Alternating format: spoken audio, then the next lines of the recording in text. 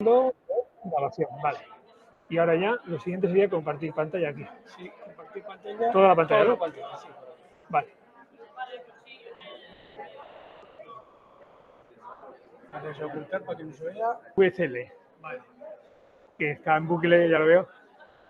Vamos a empezar la tercera sesión de este curso sobre evaluación, pero hoy, aprovechando que estaba por aquí Julián Tuyenque, os comenté que estaban trabajando mis compañeros en alguna herramienta, en alguna Excel, para facilitar el tema tanto del diseño de la programación didáctica como el de las situaciones de aprendizaje. Y hoy, aunque el recurso no está cerrado del todo, como decía Julián, creo que ya sí que puede presentar un poquito y contaros por dónde va a ir. Ese recurso, en cuanto él me diga, lo compartiremos también, os lo subiré a la carpeta del Drive que he creado para todos los que estéis aquí, aunque os voy mandando las presentaciones, pero os voy a mandar también un enlace compartido en breve, donde tendréis todo lo que os he mandado ya, pero bastantes más cosillas que iremos incorporando sesión por sesión. Sesión 1, 2, 3, esas cositas. Por ejemplo, las FAQ, las preguntas frecuentes, esas cosas que hemos comentado, que lo tengáis todo recopilado en un sitio. Y luego estos recursos, que también nos irá comentando. Así que, Julián, cuando tú quieras. Bueno, pues buenas tardes. Os voy a enseñar una cosa que está en proceso de elaboración, que es una herramienta para hacer programaciones didácticas de una forma fácil colaborativa, que vais a ver un poquito cómo funciona. Está todavía en proceso de elaboración.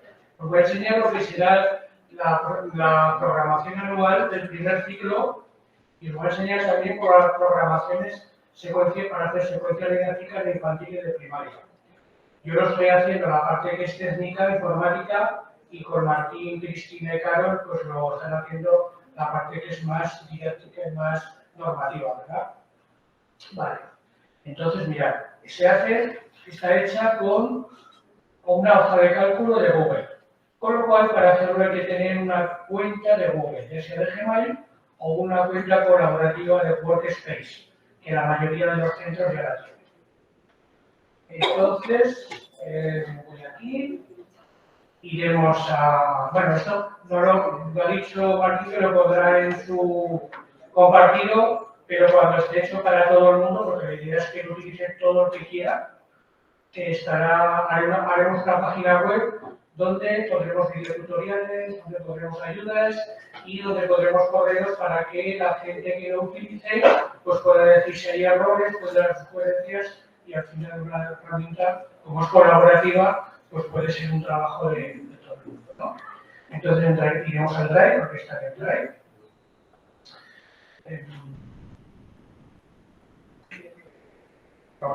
Programación non-loe. Cuando recibáis esto, lo descargaréis de una página web y que pondremos y nos vamos a esta que tenemos el primer ciclo. Bueno, si yo ahora empezara a modificar aquí, pues se quedaría guardado para todos. Lo que habrá que hacer será hacer una copia. O sea, aquí mismo hacer una copia, la llamamos como queramos.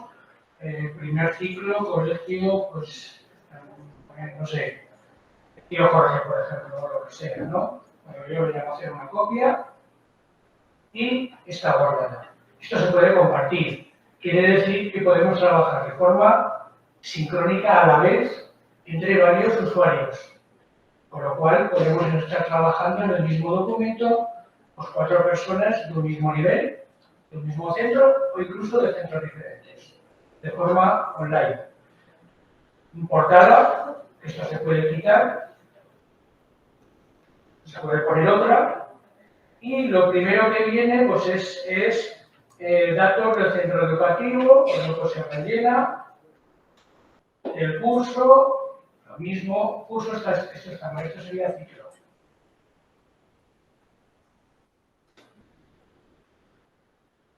No sería ciclo, perdón. Sí, está bien. Sería curso 22, 23, 23, 24 y tal. Una de las ventajas que tiene, aparte de ser colaborativa, es que esto se guarda. Y para el año siguiente puede servir la misma plantilla. Lo único que hay que cambiar pues, los contenidos o las cosas nuevas que haya. de forma que todo el mundo sabe lo que se está haciendo, ¿no? No cada uno hace su programación, sino que la idea es que sea, pues lo que estoy diciendo, colaborativa, entre todos. Bueno, pues rellenamos aquí curso, nivel, docentes implicados, los que fueran. El nivel sería primero o segundo, porque este es del primer ciclo. Y luego aquí vienen elementos de programación. Esto no está hecho. Esto que está puesto para que, por ejemplo, en este mismo acuerdos, normas de vigilancia de recreos. No es una cosa que lo diga el de primero, ni el de segundo, ni el de cuarto. Es una cosa que se establece en todo el claustro, ¿no? Pues sería un documento externo a las normas de recreo. Viene una persona nueva al centro, ya lo tiene allí y puede mirar lo que son las normas de recreo. Lo mismo con las actas de evaluación, los calendarios de reuniones, todo esto es editable, ¿vale? Es lo que creo que he puesto las cosas, lo que viene en la normativa, por ejemplo, pues el plan lector o el plan de la integración, el plan digital. Esto lo he puesto aquí para ponerlo con documentos externos editables, ¿vale? Esto de evaluación no lo he puesto todavía, pero será lo mismo, esto lo haremos con Martín, ayudarás tú a hacerlo. Sí. Y luego ya criterios de calificación. Esto pues, también es otro documento que se establece entre los docentes del curso. Y ahora viene ya lo que es la programación en sí. En estas tres áreas de aquí están todas las áreas. Primero la temporalización. Aquí la temporalización pues están por áreas o asignaturas y donde pone unidad de programación pues ponemos el nombre de la unidad. Por ejemplo, los libros. Cuentos. Este es el primero. O el que sea, ¿de acuerdo? Y luego están secuenciados por semanas, cada semana de todos los meses, de forma que aquí pues vamos poniendo en qué mes se va a trabajar. Con una X o con un color, ¿vale? Y así ya vamos haciendo con todos. Primero establecemos las unidades didácticas, unidades de programación, como lo queramos llamar, no estoy hablando todavía de secuencias de aprendizaje, y ya una vez que tenemos todo esto diseñado, pues vamos a las asignaturas, a las áreas. Y aquí ya habéis visto, me pone unidad de programación, y se han cambiado ya los cuentos. Entonces se han vinculado en todos los sitios. ¿Y dónde nos vamos? Pues nos vamos, los cuentos, a criterios de evaluación. Y a partir de aquí, de los criterios de evaluación, escogemos todos los criterios de evaluación que hay en el área de lengua del primer ciclo. Por ejemplo, este 4, leer de manera silenciosa y en voz tal, lo que hemos visto, y automáticamente nos pone los perfiles de salida y nos pone automáticamente las competencias específicas. ¿Vale? Vale, está todo ya vinculado. ¿Qué es lo que ocurre? Que queremos, sí, ya está ¿no? Y podemos coger otro más. En la misma de los cuentos, pues vamos a coger el 9.2, que va a revisar y mejorar los textos propios. Bueno, nos sale ya los criterios, las competencias específicas y los perfiles de salida. Esto sale de forma automática porque es normativo. ¿Verdad, Martín? Es normativo. ¿Tiene los indicadores de logro? Pues de cada criterio de evaluación tenemos que sacar indicadores de logro. Nos cogemos la taxonomía de Bloom, cogemos un verbo, un concepto y un contexto y sacamos los indicadores de logro.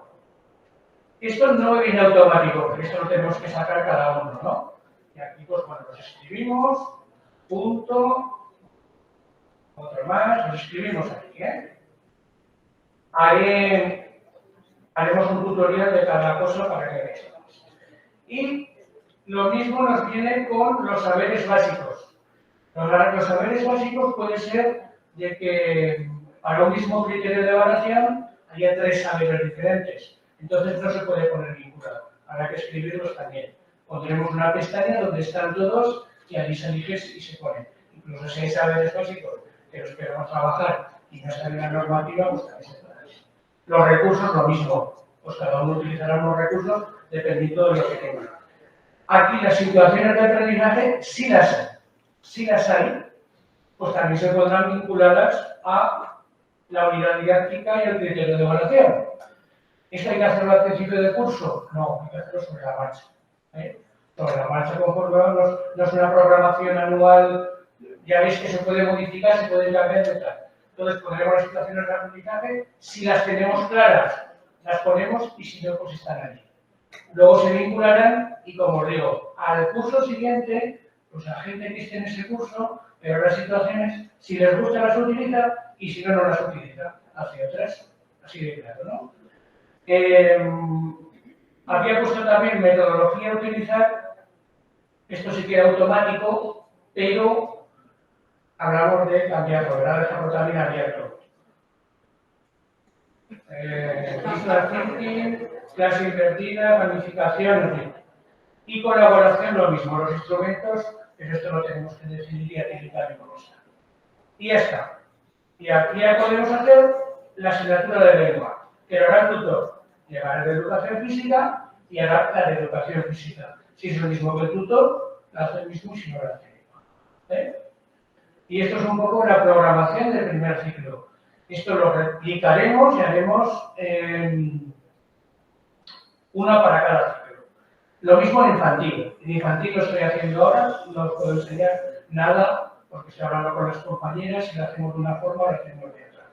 Eso no, todavía no lo tenemos claro. Y aquí esto sí que nos parece importante, el poner los dos cursos y así, aunque sea una programación para un curso o un ciclo, se ve las unidades didácticas, las unidades de programación o lo que queréis, como lo queréis llamar, que se ha trabajado en cada uno de los dos. ¿Vale? Bueno, pues esto es una programación, hacer una programación anual. Como os digo, lo haremos de ciclos y de infantil. Y ahora voy por la secuencia de aprendizaje. Pregunta, ¿de secundaria vais a hacer o de Bueno, dos cosas. Yo no soy de secundaria y no controlo. Y segundo, es que hay muchas asignaturas, muchas opciones, muchas variables.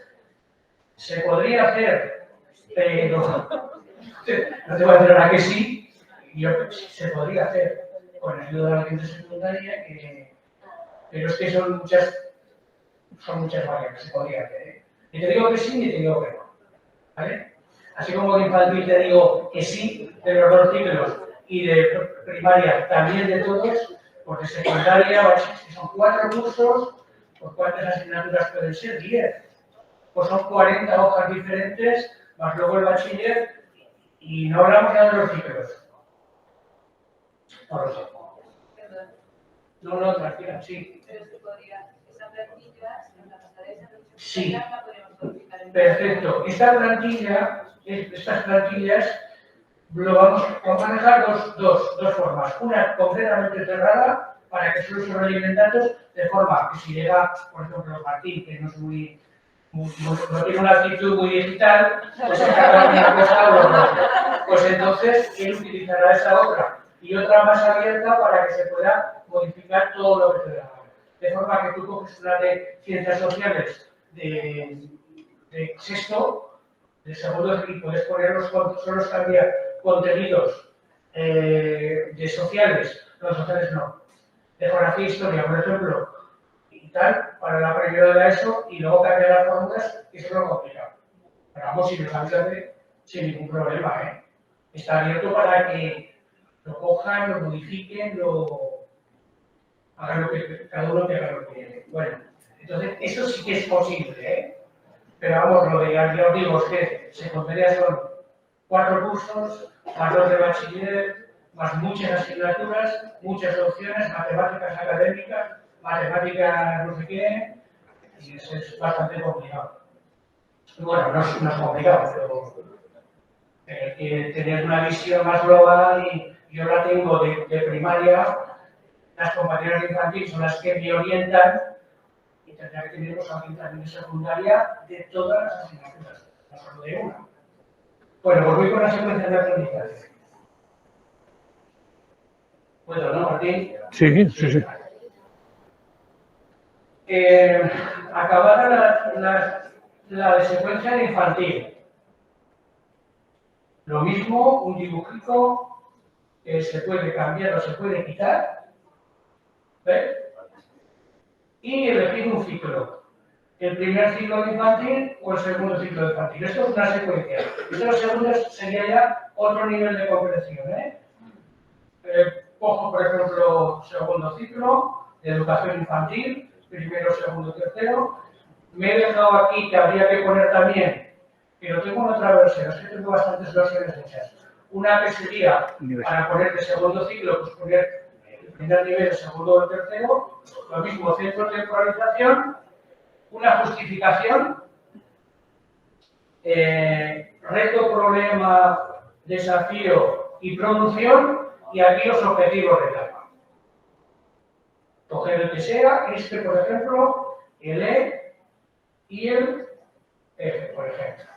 Esto no influye para nada, hasta aquí no influye para nada en la programación de la secuencia didáctica. Esto que viene, sí.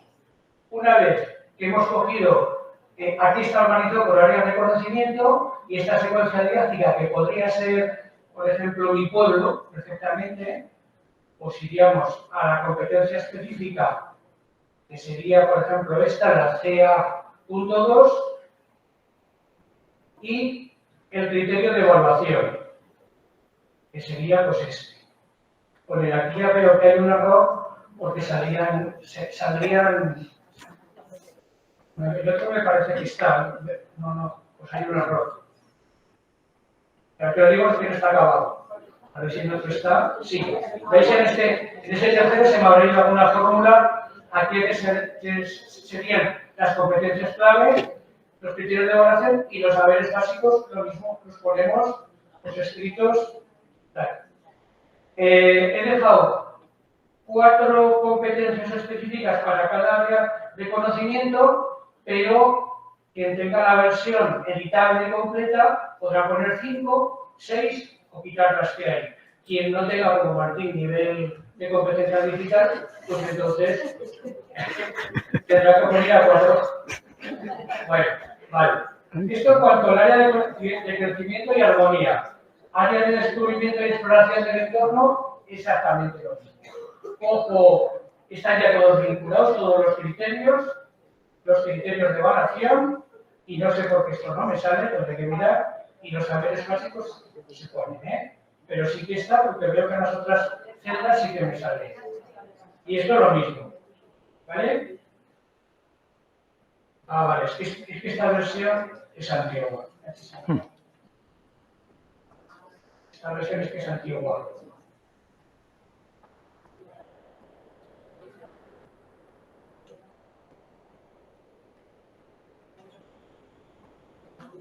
¿Veis que tengo varias versiones hechas? Y aquí estas. Vale. Todo esto, lo que habéis visto hasta ahora, es lo que habéis visto hasta ahora, cojo el criterio. Sí, ahí sí que me sale, Vale. Y ahora vienen las áreas, están las 3 áreas de infantil y la secuencia de actividades. Aquí escribiremos la actividad que sea, no lo sé, si hablo de mi pueblo, pues no sé qué actividad podría ser infantil. Pintar, no sé qué podría haber, no sé. Y no tengo ni idea de lo que podría ser. Pongo ahí la actividad, es que esto lo he hecho con Carol, La temporalización, los espacios que se va a utilizar, la metodología, los agrupamientos, los recursos, los productos y los criterios de evaluación a los que responde esta actividad. Toda la secuencia de actividades hemos puesto 5 y aquí así se irá rellenando. ¿Vale? Y iremos luego a atención a la diversidad, pues principio DUA, el que sea, representación. Ya de este principio DUA saldrán 3 pautas o 4, 3 pautas, comprensión y las opciones ya no los pone automáticamente. Y aquí observaciones, pues para, como queda un hueco, digo, pues lo dejo. Si se completa la esto y se puede más cosas. Luego, mecanismos de difusión y comunicación y valoración de las metodologías de aprendizaje. Y luego al siguiente, una evaluación, autoevaluación de la unidad didáctica, que es, por responder a estas preguntas, ¿el centro de interés y la justificación de la secuencia de aprendizaje han sido definidos claramente? Pues se pone si sí o si no. El no al rojo y el verde el sí. Y un poco esto sería la realización o el diseño de la secuencia de aprendizaje. Con los elementos que haya, que como digo, tengo que revisar. Este está bien hecho, este he cogido una vez. De todas formas, esto ha sido mucho copia-pega, entonces puede haber faltas de ortografía, puede haber faltas tipográficas, puede haber enlaces que no funcionen bien. O sea, el que lo estoy utilizando, si veo alguna cosa, correo, me lo dice y yo lo cambio. A mí, o a Martín, o a cualquiera de los que estemos. Y la de primaria, pues exactamente lo mismo. Esta estoy esperando también, está sin acabar. Nos ha salido un poco más sencilla. Esta es de infantil también.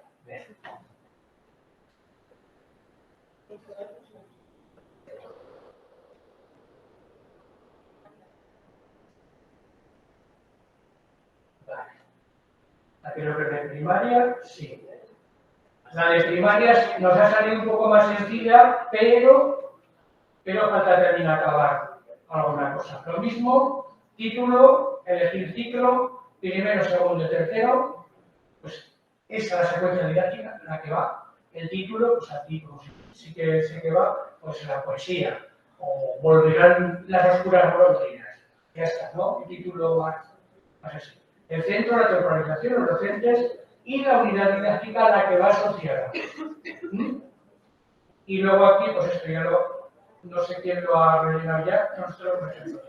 Punto de partida, reto, desafío y producción y comprensión curricular. Elijo la competencia clave y ya me salen los descriptores operativos. En primaria infantil no hay. Entonces ya de aquí elegimos los descriptores operativos. Hacemos lo mismo con todos y luego en asignaturas, ciencias sociales, ya veis que va diferente.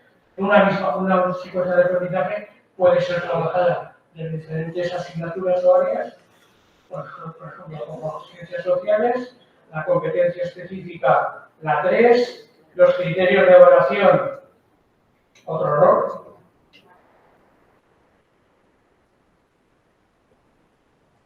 Lo mismo aquí, pues cojo de matemáticas, otro, y aquí sí que me sale, bueno, pues en el de arriba aquí habrá un error de programación. Y los saberes básicos, 3/4 de lo mismo. Y luego aquí las actividades ya no están tan desarrolladas, sino que habría que poner la actividad que se va a hacer, qué metodologías vamos a utilizar. Podemos utilizar aprendizaje cooperativo y gamificación en una misma actividad, los recursos que se van a utilizar y los instrumentos de evaluación que vamos a utilizar. Y luego lo mismo, pautas DUA, principios, pautas y las opciones ya saben. Y ya está. Y luego, claro, y esto lo guardamos, como os digo, nos hacemos una copia, pues acaso llega alguien y lo cambia, lo elimina o esto, nos hacemos siempre una copia, se guarda en la nube, lo podemos descargar si queremos en un pendrive. Y como os digo, lo que tiene de bueno es que podemos trabajar varios a la vez de forma colaborativa y que lo tenemos aquí. Está todavía en proceso de modificación y cuando esté acabado, pues lo discutiremos. Y creo. Secundaria. Y ya os ponéis con el de secundaria. Y ya nos ponemos con el de secundaria. Sí que nos ponemos, sí, que puede ser, lo que pasa es que. Primero, tercero y los impares. Bueno, y preguntas, y eso es lo que digo, tirar a toda una página web con videotutoriales y sobre todo con correos para que veáis un fallo. O, mira, esto me quiero incluso hacerla personalizada. Oye, quita esto con estos, no cuesta nada, es. Mientras que vayas a hacer programación, que eso no es difícil. ¿Preguntas? ¿Sugerencias? Muchísimas gracias. Por facilitar mucho la labor. Espero. Sí. ¿Pero pocos? ¿Ninguna más? Un aplauso aquí para Julián, claro que sí. Gracias, Julián. Espera, te cierro y conecto con lo mío. Un momentito. Ya está, ya no me necesitas para nada, ¿no? Nada, ya me...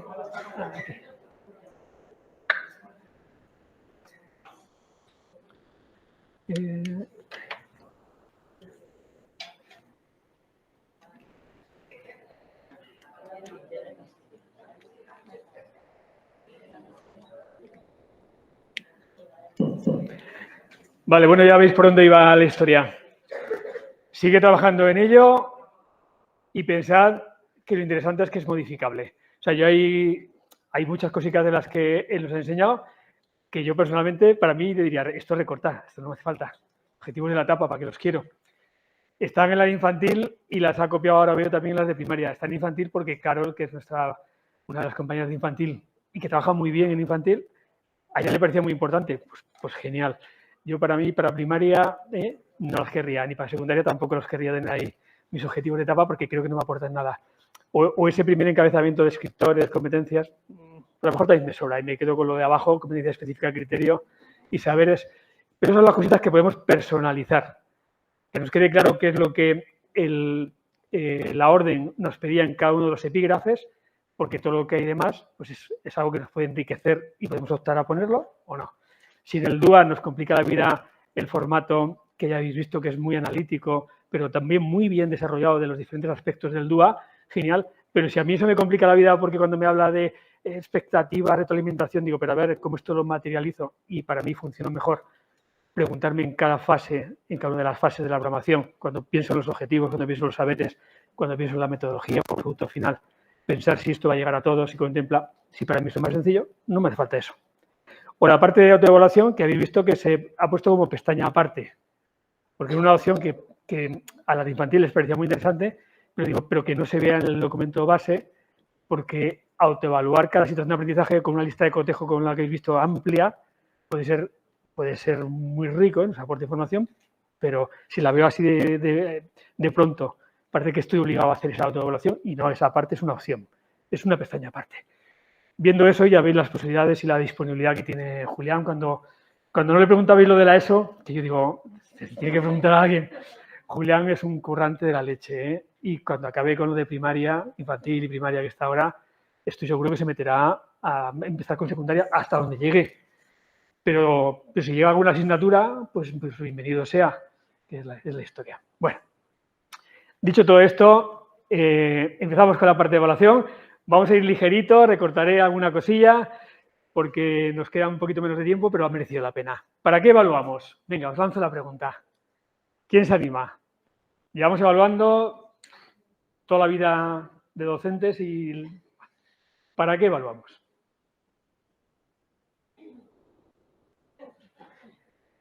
¿Nadie lo sabe? Sí, hombre, claro que lo sabéis. Para orientar el aprendizaje. Perfecto. Y cualquier funcionalidad de la evaluación, y esa es una de ellas, es una respuesta válida porque esta es una pregunta abierta. Muy bien. ¿Qué más? ¿Para qué más evaluamos? Para saber dónde estamos. Muy bien. Es decir, para ubicarnos geográficamente, estoy en la sala principal del... Bueno, sí, no para localizarnos geográficamente, sino para saber en qué momento de nuestro proceso de enseñanza-aprendizaje estamos, ¿no? Muy bien, también. Perfecto. ¿Para qué más? Venga, ¿alguien más? Una tercera, ¿quién se anima? Sé que tenéis muchas respuestas en la cabeza, pero las vergüenzas, un poquito de ansiedad, esas cositas que nos da cuando subimos el rol de alumno, cuando estamos ahí sentados, que nos pasa a todos, y luego cuando nos pasa en clase con los chavales, decimos, ¿qué os pasa? ¿Se ha comido la lengua del gato? No, pues nos pasa igual que a ellos. Estamos ahí, nos pasa exactamente lo mismo. Mirad un poquito ese faro, la luz, el norte que nos debería guiar, y cualquier respuesta que hubierais dado seguramente hubiera sido una respuesta válida, porque al final somos todos docentes, pero la respuesta clave en cuanto a finalidad pasaría por ahí, por la intencionalidad de la mejora. Evaluamos para mejorar ¿el qué? La realidad evaluada. Y como aquí somos docentes, lo que queremos mejorar, nuestra realidad, es el aprendizaje del alumnado. O bien mi proceso de enseñanza, mi forma de enseñar, que de rebote va a mejorar el aprendizaje del alumnado. Y cuando evalúa cualquier otra entidad, una empresa o cualquier organismo o una ONG, lo hacen con la misma finalidad. Mejorar lo que hace la ONG, mejorar lo que hace la empresa. Vender coches, conseguir ayudar a no sé quién, vale, perfecto. Pero la finalidad siempre pasa por ahí, ser capaz de tomar decisiones que nos permitan hacer mejor lo que tenemos que hacer. Sabiendo, sin perder de vista, que aunque no sea una función de la evaluación, esto es una mera consecuencia de la evaluación, estamos obligados normativamente a informar a familias y alumnado, cuando ya lo comprenden, de los resultados de su aprendizaje. Y por tanto la calificación va a estar siempre presente. Pero ojo, no es una función de la evaluación, no es el objetivo de la evaluación, el objetivo pasaría por la mejora. Y esto es una mera consecuencia, trámite al que estamos sujetos los docentes. Y sin embargo, eso es lo que nos agobia. Cuando pensamos en la evaluación y en qué emociones ligamos a la evaluación, habitualmente no son emociones muy agradables, tienen que ver con la mirada de una evaluación que ponemos más en la calificación que precisamente esa potencialidad de mejora que tiene la evaluación. Porque si viéramos la potencialidad de mejora de la evaluación, cuando pensáramos en ella, pensaríamos en algo agradable. Me permite hacer mejor lo que tengo que hacer. Y sin embargo, ostras, esa es la historia. ¿Cuántos de vosotros, de vosotras, en este último año, por ejemplo, habéis tenido que hacer una raíz cuadrada? Y no sois profesores de matemáticas, me refiero. Levantad la mano. Ahí hay una persona menos mal, ¿eh? Hay gente rara, siempre hay gente en los sitios. Vale, ya te has visto obligada. ¿Cuántos de nosotros en los últimos, no sé, en la última década hemos tenido que utilizar, porque le hemos tenido que, el año en que se produjo la batalla de Trafalgar, la de Lepanto, y que no seáis profesores de, porque si nos toca, claro, esa es la historia. No solo los exámenes o aquello que hacemos los exámenes lo que nos va a permitir seguir avanzando, seguir aprendiendo, ser mejor de lo que somos. ¿Cuántos de vosotros hoy no habéis tenido que gestionar alguna emoción? ¿No habéis tenido que lidiar con algo emocional, con alguna emoción? ¿No sois seres humanos? ¿Sois robots? ¿Ha dicho cuántos no? Ah, perdonad, entonces no, le he preguntado mal. ¿Cuántos de los que estáis aquí hoy habéis tenido que lidiar en algún momento con alguna emoción? Fuera la que fuera, ¿eh? Vale, eso sí, ya me estrellaba a mí. Digo, porque el ser humano está emocionado continuamente. Puede que la intensidad de la emoción que sienta no sea muy allá y por tanto a veces no tenemos muy claro en qué emoción estamos, pero estamos continuamente en algún estado emocional. Y a menudo las emociones tienen sus picos, buenos y malos, y en esos momentos, y eso es el día a día. La emoción sí que está en el día a día continuo. Enseñamos las emociones, ya sé que está el ámbito socioafectivo, ahora ya en matemáticas y en otras asignaturas, pero cuánta importancia damos a veces al contenido que en el examen se vuelca y nos olvidamos de que por encima del contenido lo que sí que nos permite en el día a día manejarnos, trabajar y aprender es algo que tiene que ver con nuestros motores motivacionales, con la emoción que estamos sintiendo, porque desde algunas emociones se puede aprender y desde otras no. Y eso tenemos que tenerlo muy claro. Desde la rabia, el miedo, el asco, desde la tristeza, ninguna persona aprende. O es muy difícil aprender, no es que no se pueda aprender, pero el coste de aprender desde esas emociones es un coste a largo plazo que se paga. Sin embargo, desde la curiosidad, la admiración, la seguridad, la alegría, desde emociones como esas se puede aprender, se puede enseñar incluso, se puede vivir y disfrutar de la vida. Y eso no siempre lo tenemos en cuenta. Cuando hablamos de emociones, que no sea la calificación la que nos arrastre, que sea la mejora la que nos lleve a pensar de otra manera. Esa bicicleta que veis por ahí, la saltamos, era una cuña. Íbamos a hacer una pequeña cuña, iba a pediros, íbamos a hacer un examen, ¿eh? No creáis que no, os iba a hacer un examen ahora de máquinas complejas y tal, pero bueno, no lo hago porque no tenemos tiempo. Sí que os voy a pedir, simplemente, Jorge, por favor, estás en la primera fila. ¿Puedes leer ese número, esa cifra?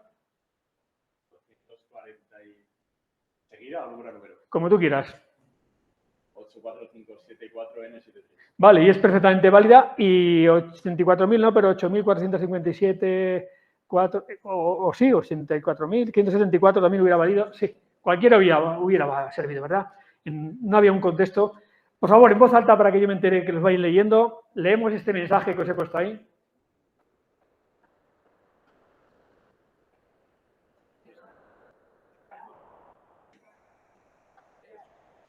Y el mensaje es importante, no os engañe el que esté escrito de esa manera. ¿La evaluación afecta a la motivación? Clarísimamente sí. ¿A las expectativas del alumno? Totalmente. Totalmente. La retroalimentación que hagamos en el día a día. Y ojo, es la segunda variable, quizá os lo he comentado ya en algún momento, de mayor impacto en el aprendizaje de nuestro alumnado. Según lo que extraemos de los metaanálisis de John Hattie, de su último gran metaanálisis, de las 157 variables que inciden en el aprendizaje, la segunda es las expectativas del alumno. Y además nos dice la autoestima, por supuesto, autoconcepto y es otro que viene después. Y calificar no es bastante. Calificar no es bastante. Era la palabra más difícil, por eso estaba la última. 7 cifras y una sola letra. Y además la primera cifra, que es la B, o debería corresponder con la B, no había aparecido. Leer esto ha implicado que tengáis que salir de la lectura automatizada, de la respuesta automática, y habéis tenido que activar la corteza prefrontal, que ya os he dicho en más de una ocasión que tiene que ver con las funciones ejecutivas, entre ellas la atención. Por tanto, movilizamos y aumentamos un poquito esa curva tensional que nos interesaba. Pero quedaos con el mensaje, que eso es lo que nos interesa ahora. En el recorrido que veíamos el otro día, ya vimos toda esa secuencia, perfil de salida, digamos, esa concreción a las competencias clave, los descriptores operativos, las competencias específicas, y llegamos finalmente al territorio de los criterios de evaluación que, con ayuda de los saberes, nos permitían trabajar nuestras unidades didácticas, situaciones de aprendizaje, proyectos, etcétera, etcétera. Vale, los elementos normativos estaban claros por allí, pero la pregunta, en un currículum como este tan competencial, si yo os dijera, ¿es posible evaluar? Y os diera ya la respuesta. Sí, claro que podemos, pero no antes de programarlas y, sobre todo, no antes de enseñarlas. ¿Qué faltaría en la pregunta? ¿Qué faltaría arriba? Está incompleta el enunciado. ¿Es posible evaluar? Las competencias. Ojo, y otras tantas cosas que se os pasan por la cabeza. Valores, actitudes... Hay muchas posibles respuestas que también serían válidas. Pero ahora hablamos de un currículum muy competencial, muy enfocado a las competencias. Y ya de antemano lo que tenemos que dejar muy claro es que se pueden evaluar las competencias, pero no es nada fácil en el contexto de un currículum que, por una parte, trabajamos mediante asignaturas y, por otra parte, sin embargo, quieren que consigamos alcanzar competencias y que las evaluemos. Y mientras no se unifique el modelo, mientras no se llegue a ese consenso de decir, trabajamos por competencias, no por asignaturas, sino por competencias, y a partir de ahí evaluamos competencias, pero ese paso no se ha dado. Lo cual implica necesariamente unir de forma artificiosa los dos territorios. El territorio de los elementos vinculados a las asignaturas, los criterios de evaluación y sus concreciones, indicadores, si los llamamos así, con eso otro que tenemos que trabajar, desarrollar y evaluar, que son las competencias. Y por eso digo, cuidado, no nos engañemos a nosotros mismos, no nos hagamos trampas al solitario, que dicen algunos, no antes de enseñarlas. Porque puede que en mi programación estén conectadas esos criterios de evaluación e indicadores con las competencias, y puede que estén, porque es que la propia normativa ya me da las conexiones, pero sin embargo, si yo en el aula no he cambiado nada, si sigo trabajando de forma mecánica con ejercicios, con problemas y actividades, pero no doy el salto para plantear situaciones significativas, funcionales, motivantes, realistas o reales incluso, si no hago ese cambio, si no introduzco esa mejora o trabajo, por ejemplo, con metodologías activas, no estoy trabajando y, por tanto, evaluando competencias. Por mucho que de la nota de mi asignatura a través de esa conexión se pueda extraer una información que tendría, al menos sobre el papel, relación con las competencias. Bueno, así que es posible evaluar las competencias. Claro. Ahora, ¿cómo evaluamos las competencias? Tenemos las propuestas de las editoriales, incluso. Por ahí tenemos una competencia específica, en este caso de lengua castellana, y la tenemos incluso rubricada con niveles de desempeño del excelente al nivel bajo. Y esto lo tenemos, y no solamente en una editorial, tenemos diferentes propuestas Ahora bien, 8 competencias clave y 34 descriptores operativos de esa competencia en matemáticas, en secundaria y en primaria, no en el caso infantil, que no hay descriptores. Pero si pensamos en ese volumen, tengo que manejar yo 34 rúbricas. ¿Me es útil manejar 34 rúbricas en primaria o secundaria para evaluar las competencias? Ni de broma. ¿Para qué me las ofrecen las editoriales? Pues espera que me las ofrezcan para que vean que han trabajado mucho y que en un momento dado, si tengo mucho interés en ver por dónde va el territorio de lo que yo aporto a la competencia, si tengo muchísimo interés, me meto allí y me pego unas cuantas horas y veo los niveles de logro. Pero ¿algún alumno voy a evaluar yo competencialmente haciendo uso de herramientas como esta? Sería un disparate. No tendríamos días ni horas para hacer este trabajo. No. Al final de corrido, como ya os anticipaba los demás días, tiene que ser mucho más sencillo, tiene que ser mucho más natural. Y a través de la evaluación de nuestros criterios y sus concreciones, poder llegar a definir qué es lo que aportamos a las diferentes competencias. Ya veíamos estos ejemplos. Bueno, no veíamos estos ejemplos, esto no lo vimos. Vimos el ejemplo de concreción del criterio aquel. ¿Qué nos dice en infantil la normativa en cuanto a los criterios de evaluación? Que son el referente fundamental para evaluar objetivos y competencias. Anda, lo mismo que en la normativa anterior, lo mismo que nos decía ya en LOE, en el 2007. Y que esto además hay que adecuarlo a nuestros grupos de alumnos, pues lo natural. ¿Qué nos dice en primaria? Pues lo mismo que nos decía en el 2007, 2014, lo mismo. Que son el referente, de nuevo, los criterios de evaluación para evaluar competencias, objetivos, vale. ¿Qué nos dice en la ESO? Lo mismo.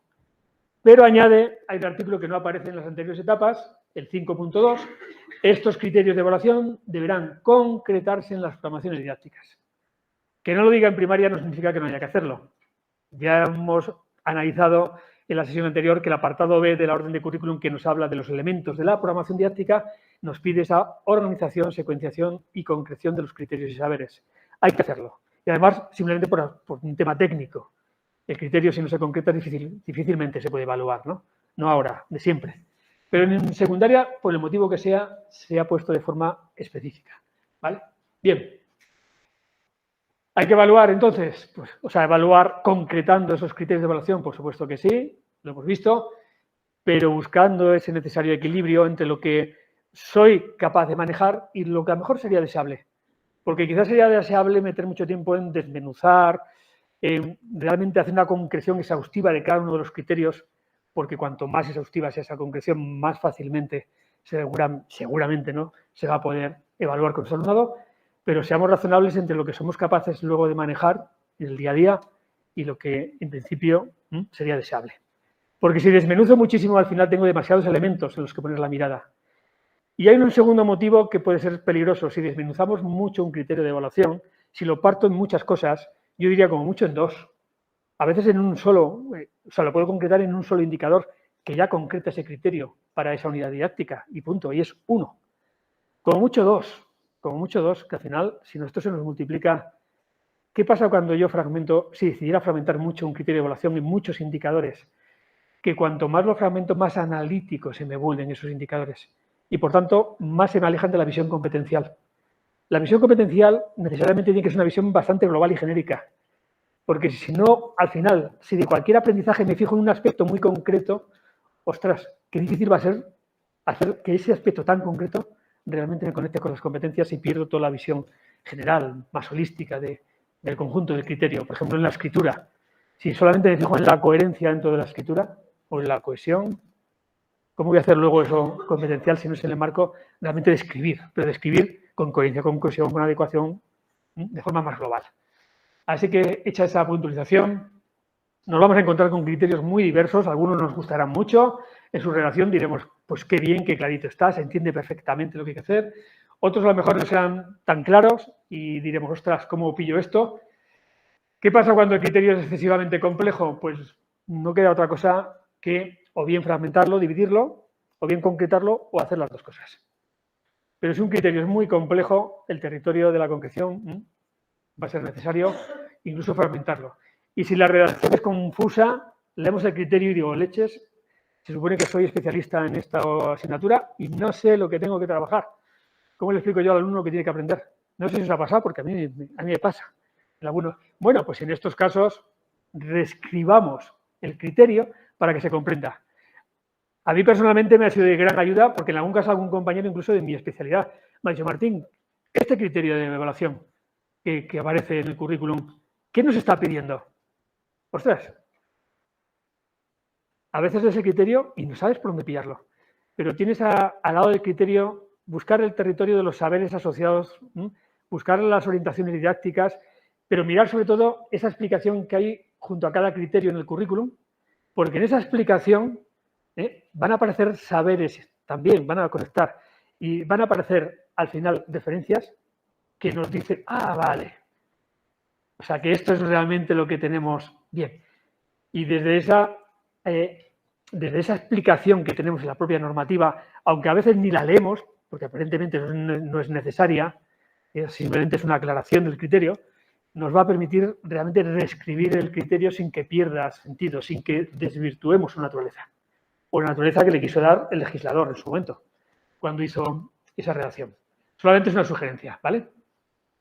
Criterios de evaluación son el punto de partida para decidir lo que hacemos en el aula y para decidir lo que vamos a evaluar. El otro día ya veíamos algún ejemplo, ¿no?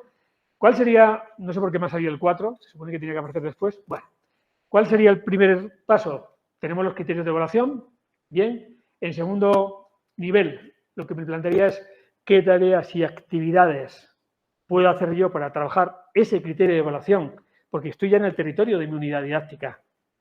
Incluso si queremos mi situación de aprendizaje, ¿no? Cuando habéis visto Julián ponía secuencia didáctica es situación de aprendizaje. Eso tengo que decir. Que lo cambien en alguna que aparecía el nombre cambiado. Es lo de menos. Tengo el criterio, pero tengo el criterio de mi unidad. Es decir, ¿dónde están los saberes, Martín? Ojo, ese criterio ya está concretado en mi unidad. Si es un criterio de lengua, tengo claro que en el propio criterio ya vienen los saberes. Pero si estoy en matemáticas, en el criterio original no me vienen los saberes. Necesito saber si estoy trabajando en números, geometría o estoy trabajando estadística. Pero ese criterio sí que me lo va a decir, porque ese criterio ya es la concreción. Ese criterio ya es el que hemos concretado, llamémoslo indicador o concreción del criterio, y ahí ya sí me parece que estoy resolviendo problemas de geometría. Ahí ya tendrían que estar los saberes, ¿vale? Tareas y actividades que vamos a realizar, pensamos con qué instrumento de evaluación, que es lo que yo os puse como ejemplo, y finalmente evaluamos y calificamos. Y en este proceso se cerraría el círculo cuando a partir de esa evaluación y calificación a través de esos instrumentos, de ese criterio que me expresa lo que tiene que trabajar, aprender el alumno, yo obtengo información de mejora. Y eso me permite saber que hay cositas que no se han conseguido y por tanto hay que reforzarlas, o que se ha conseguido de maravilla, o que para la próxima vez que trabajemos algún cambio tenemos que realizar. Porque de la evaluación nos ha derivado esa información. Pero este es el ciclo natural que hemos habitualmente trabajado también. Simplemente es por hacer ese pequeño recordatorio. Aquí lo tenéis respecto a la ejemplificación que os hice en la última sesión. Teníamos un criterio de evaluación, en aquel caso era el 5.1 de lengua castellana, producir textos multimodales escritos. De ahí venía una secuencia, el paso 2, esa secuencia de tareas y actividades para poder trabajar ese criterio.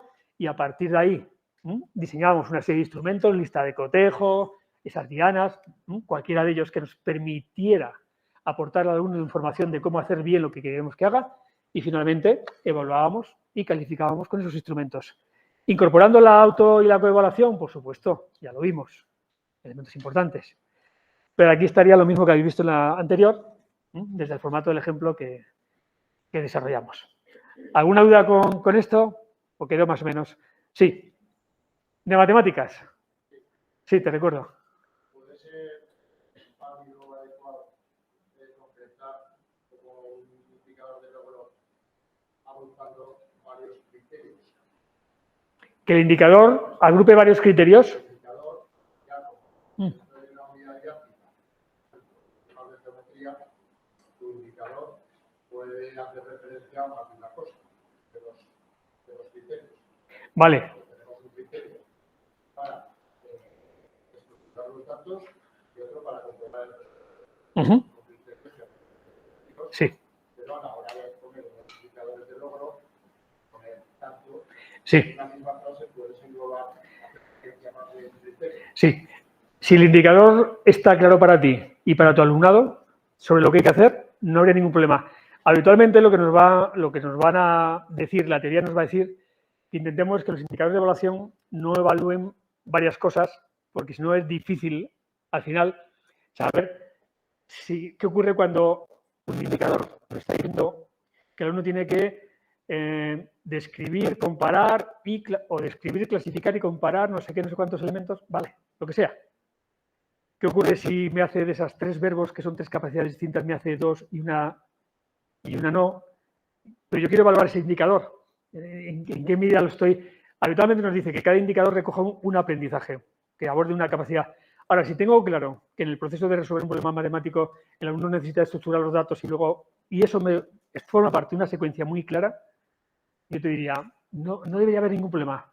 Siempre y cuando a través de ese indicador, que para ti es claro, que es concreto, tú puedas utilizar un instrumento que te dé información de si el alumnado lo ha conseguido o no, a mí me parecería perfecto. Porque, por ejemplo, es que en matemáticas se da, y otras asignaturas, se da esa circunstancia de que realmente tenemos criterios de evaluación muy, muy transversales. Y en la concreción de los criterios, necesariamente incorporando saberes, en esa concreción de los criterios, y por tanto formulando indicadores que ya contemplen esos saberes, no es fácil. Y no solamente ocurre, los de educación física, cuando vemos el bloque primero, ahora, de educación física, que contemplan todos los dominios de acción que antes estaban divididos en 4 bloques distintos, ostras, y ahora es un solo bloque, pues ha quedado un bloque tremendamente transversal, muy difícil de concretar, si uno no aterriza en cositas muy, muy concretas. Si para ti te es útil, técnicamente, sin problema. Vale, ya veo que alguna cosita por ahí se ha ido.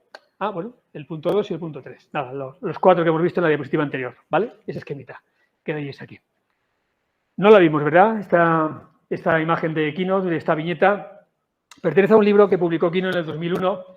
Hay una situación de 2 señoras enfrentadas y aquí utiliza un recurso a nivel formal, Quino, como ilustrador, que a mí me parece genial, que es parte del diálogo es compartido, lo dicen las 2 a la vez, las 2 señoras, y parte es separado, para realzar precisamente los contrastes. Y dice arriba, yo como cereales porque es lo único que, y dice la señora de la izquierda, me mantiene en línea, y dice la otra señora, lo único que nos queda. A mis hijos, claro, los cereales no le bastan y entonces comen y beben muchas porquerías, como, dice una, raíces, gusanos, lombrices, agua infectada. Dice la otra, chocolate, papas fritas, brioche, gaseosas. No acaba aquí la viñeta, os la voy a enseñar completa. Vaya hombre. Pues el hipervínculo lo he grabado en el pincho. Voy a ver si lo tengo directamente aquí. Un segundito.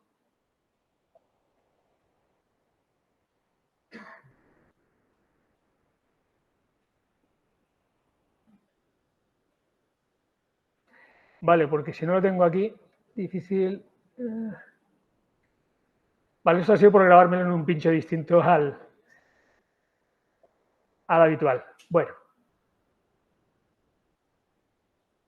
Os cuento lo que hay y como os lo voy a compartir, os lo cuento un poquito por encima, recurriendo a mi memoria. Bueno, la viñeta aún tiene, o sea, esta tira atómica aún tiene dos escalones más. El último es bastante duro porque habla de la muerte, que será de mis hijos el día que yo muera, y la otra señora dice que será de mis kilos, aunque hay una parte común, cuando yo deje la dieta, ¿no? Pues bueno, va un poquito por ahí. Dos situaciones confrontadas y en el fondo muy duras.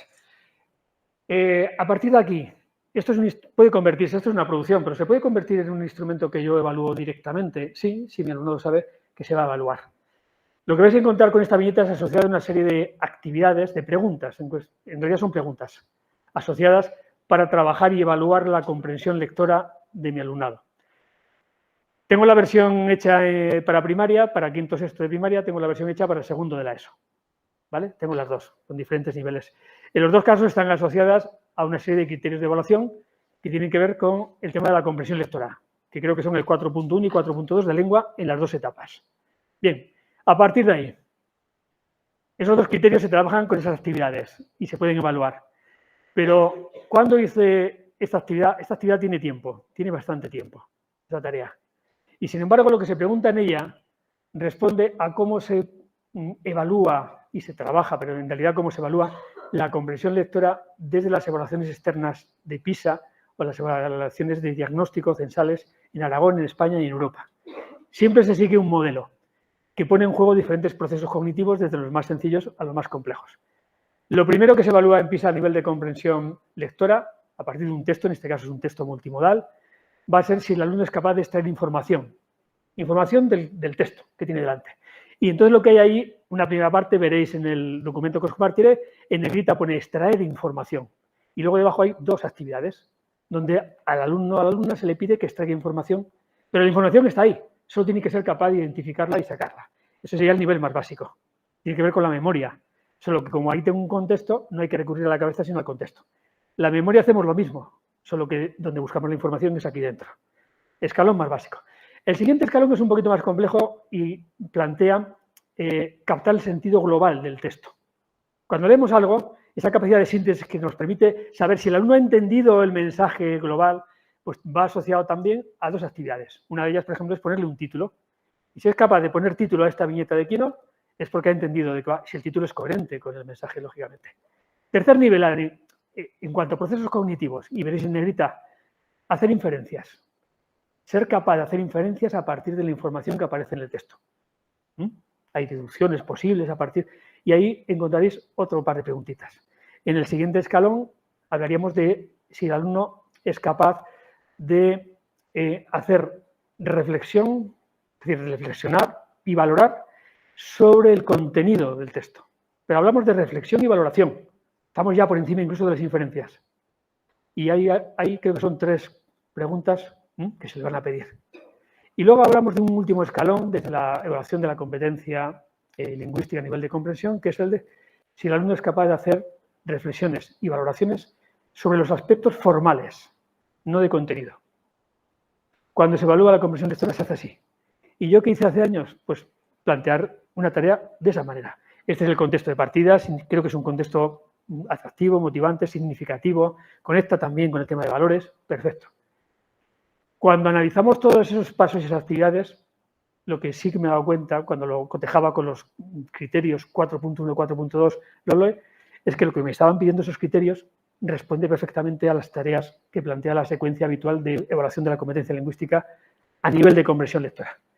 Y es que lo raro y lo que hubiera sido peligroso es que lo que tuviéramos que aprender a nivel de comprensión lectora en el currículum no tuviera que ver con cómo se está evaluando la comprensión lectora de forma externa a nivel europeo o en el caso español. Hay una correspondencia tremendamente clara. ¿Por qué os digo esto?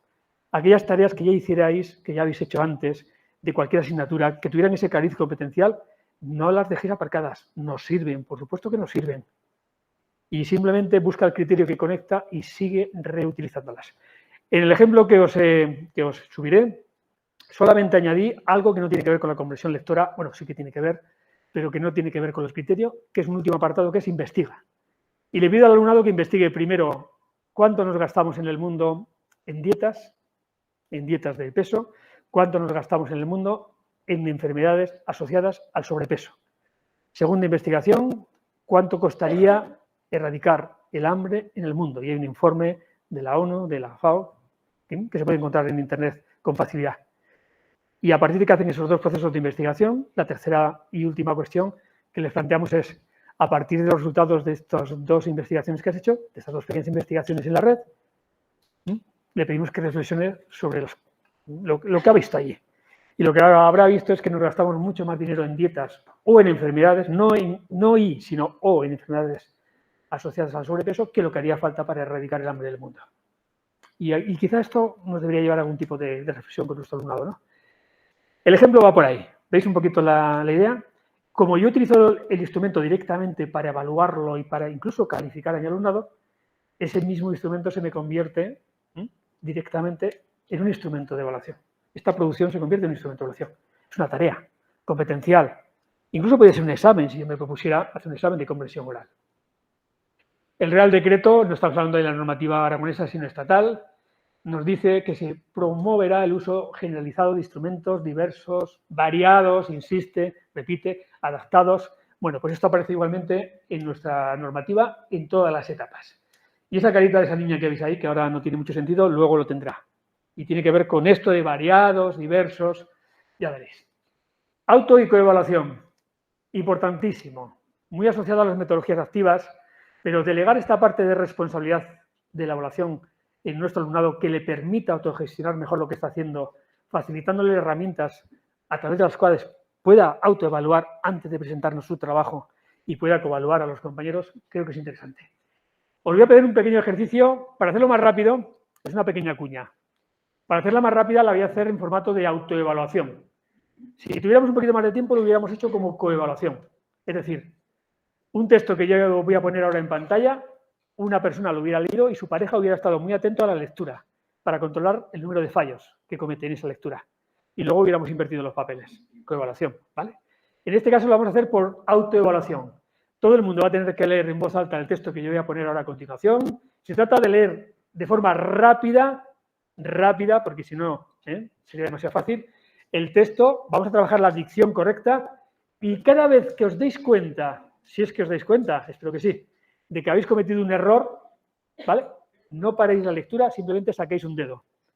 Saquéis un dedo para no tener que contar mentalmente, porque eso desviaría la atención de la lectura y no quiero que ocurra. Simplemente me di cuenta, ¡ay, no pasa nada!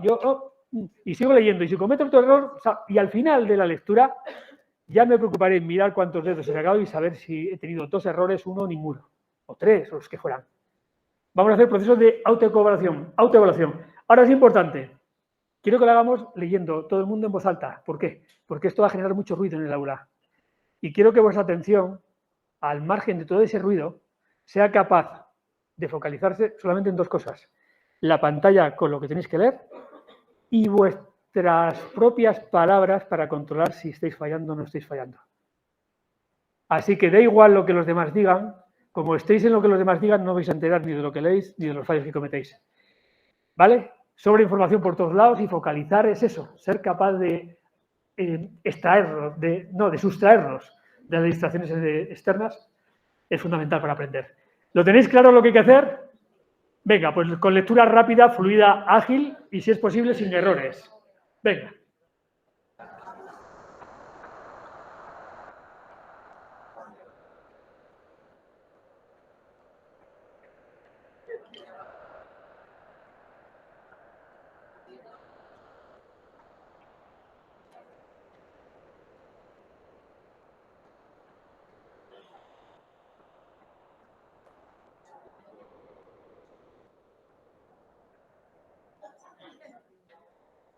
Bueno, ¿qué tal?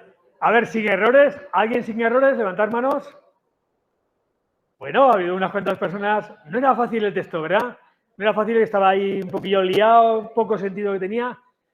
Pero esto es autoevaluación. Es ser capaz de focalizar mi atención en mi propio aprendizaje. Y ahora, para acabar ya con esta pequeña cuña, por favor, me leéis solo la tercera palabra de cada frase, en voz alta.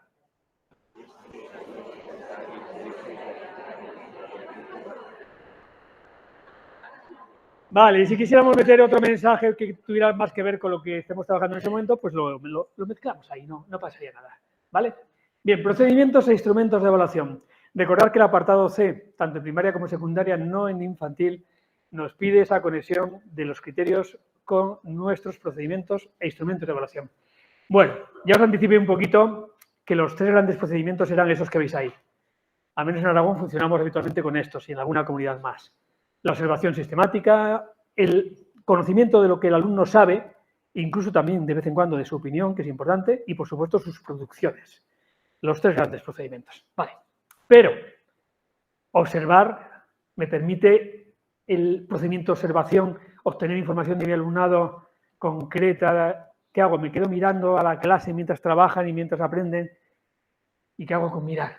Si no registro, si no... Claro, necesito herramientas concretas, necesito instrumentos de evaluación que puedan materializar esa observación o cualquiera de los otros procedimientos. El con qué yo realmente evalúo cada procedimiento es lo que define el instrumento. El instrumento, por tanto, lo concreto es lo del día a día. Para el procedimiento de observación sistemática, que sería el primero de ellos, tenemos, por supuesto, diversos instrumentos. Tenemos las listas de control, que son dicotómicas, aparece o no aparece la conducta, el aprendizaje que queremos alcanzar. Tenemos las listas, bueno, ligado a las listas de control, las escalas de observación es como una lista de control, pero con más niveles de logro. Al menos 3, incluso podría haber 4 o 5 niveles. y la diferencia va simplemente en el número de niveles que estamos observando. Tenemos las listas de chequeo, de cotejo, es que ya vimos, por ejemplo, en aquel caso con la escritura, pero también es útil en los contextos de observación. Tenemos las rúbricas. Tenemos los registros anecdóticos, pero cuidado, son herramientas de evaluación, pero el registro anecdótico no puede ser nunca una herramienta de calificación. O sea, no puedo extraer calificación de una observación que he registrado sin que estuviera prevista, sin que mi alumnado supiera que eso se tenía que registrar y que a mí me ha parecido interesante anotarlo porque puede dar una información sobre ese alumno, esa alumna o el conjunto de la clase que no quiero que se me pase por alto. Pero ojo, no se puede calificar. Un aprendizaje no previsto, bienvenido sea, maravilloso, pero al menos en esta ocasión no lo voy a poder calificar. Quizá en el futuro lo incorpore, si creo que es valioso e importante y veo que emerge.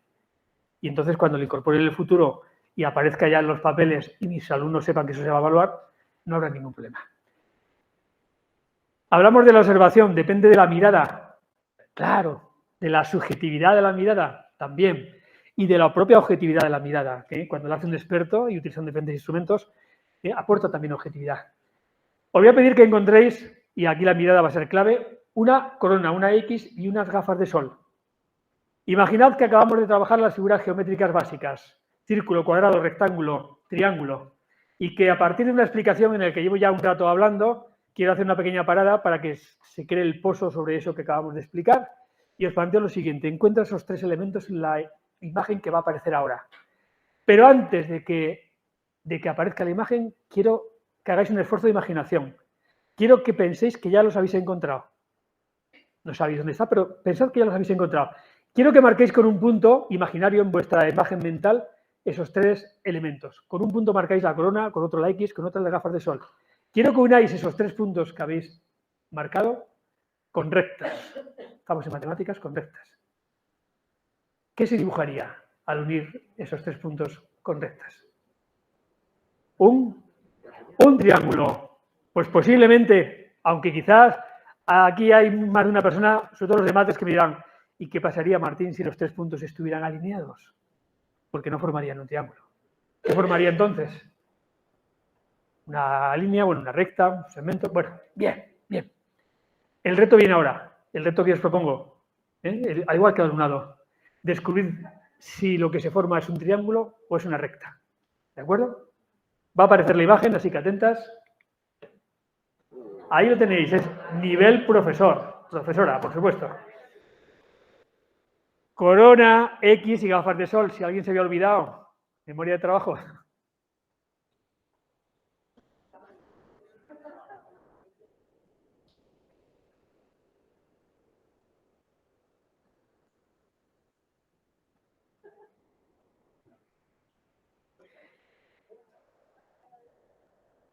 Sí, por aquí dicen que la corona está encima de la cabeza de un perro. Sí. Y las gafas de sol y la carita de un perro. Sí, también. Y la X también. Lo vamos encontrando, os doy alguna pistilla. Ahí tenemos la corona. A ver las gafas de sol. Y la X, ahora diréis, Martín, anda que tú. No había solamente una, que había más de una. Ahí tenéis dos, al menos se sacaría. Y efectivamente era un triángulo la figura que se generaba. Vale. ¿Y qué hemos conseguido en ese proceso de estamos con la explicación de las figuras geométricas de hacer un reto como este? De nuevo, activar un poquito la corteza prefrontal, la atención, la motivación, pero siempre conectando con nuestro mensaje, que en este caso tenía que ver con la geometría, o en mi caso tiene que ver con la mirada, porque la observación depende de la mirada. Que es básicamente de lo que dependía también esta cuña. O de lo que le ocurre a esta familia, cómo lo ve el padre, cómo lo ve el hijo, cómo lo ve la madre. Ojo con la historia. Este chico es de Bilbao, este señor es de Bilbao, del mismo Bilbao. Yo no quiero decir que la madre esté exagerando, ni mucho menos. Que a lo mejor es él el que tiene la visión un poquito deformada. Pero cuando a través de la observación, gente experta, es decir, docentes, especialistas en su materia, con diferentes instrumentos, evalúan a su alumnado, no están haciendo ningún disparate. La evaluación, aunque sea a través del procedimiento de observación, no es tan subjetiva como pensábamos. De hecho, hay tesis doctorales e investigaciones puramente cualitativas y basadas en la observación. Y esto lo sabéis, ¿vale? Bueno, otro ejemplo de instrumento de evaluación, una escala de observación. Aquí tenemos un ejemplo sencillito. El alumnado tiene que hacer un baile o un mimo en equipos cooperativos sobre una temática. En este caso tiene que ver con las emociones porque este forma parte de un proyecto que era sobre el universo, espacio exterior, universo, planetas y el universo interior, las emociones. En este caso el equipo decidía hacer un baile o un mimo y a través de ese instrumento aportábamos información de cómo hacer bien la preparación de ese baile o de ese mimo. 5 ítems muy sencillitos, con una redacción, como veis, súper sencilla, pero que aportan la información necesaria para hacer mejor lo que tienen que hacer. Y sobre todo para que cuando tengan que coevaluar los mimos y bailes de sus compañeros, sepan dónde tienen que mirar también, para aportar la información correcta a sus compañeros y compañeras. Y si en lugar de estar hablando de emociones, como era este caso, estuviéramos trabajando cualquier otra temática, el paleolítico, el paso del paleolítico al neolítico, pues cualquiera de los ítems, todos me servirían en realidad, ¿vale? El título se corresponde, el baile del mismo es una buena representación de la planificación que habían hecho por escrito, la sincronización de movimientos, bueno, todo eso me serviría. Sin embargo, el penúltimo ítem es el que yo tengo que cambiar. ¿Se transmite bien el paso del paleolítico al neolítico? ¿Se transmite bien la idea del ciclo del agua en ese mimo, en ese baile? O lo que sea. Porque cuando hago una herramienta y la herramienta veo que es útil, la tengo que seguir reutilizando, igual que reutilizo mis tareas competenciales, cualquier propuesta que en el aula me ha funcionado. Los instrumentos de evaluación no solamente tienen que reutilizarse, tienen que compartirse. Y en un formato colaborativo, como nos decía Julián Truyenque, esto hay que ponerlo al servicio de los demás. Se metía mucho con mi competencia digital. Yo buena parte de lo que sé digital es porque él me lo ha enseñado. Él ha sido mi maestro en muchas cosas. Se metía mucho conmigo porque está muy cabreado, muy mosqueado, no lo ha querido reconocer. Cuando nos han pasado de la competencia digital a los docentes en ese... Yo salí por encima de él. No porque sepa más que él, sé mucho menos que él, pero como al final se valora lo que se valora, lo que había de formaciones, no sé qué y lo que es, pues yo salí, él salía con un A1 y yo pues salí y anda que no me he reído yo de él, así que ahora él dice, me voy a reír de Martín. Bueno, él controla mucho de esto, claro que sí. Rúbrica. ¿Trabajamos con la rúbrica como instrumento? Pues por supuesto que sí. Pero en el procedimiento de observación, porque la rúbrica me es útil en muy diferentes procedimientos. Evaluación de la expresión oral en áreas no lingüísticas.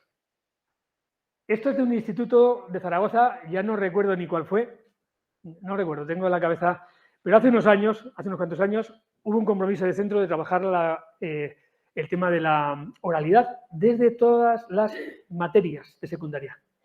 Y en un seminario que se formó para eso, estuve en una sesión trabajando el tema de la rúbrica de la expresión oral que podían utilizar allí en las diferentes materias.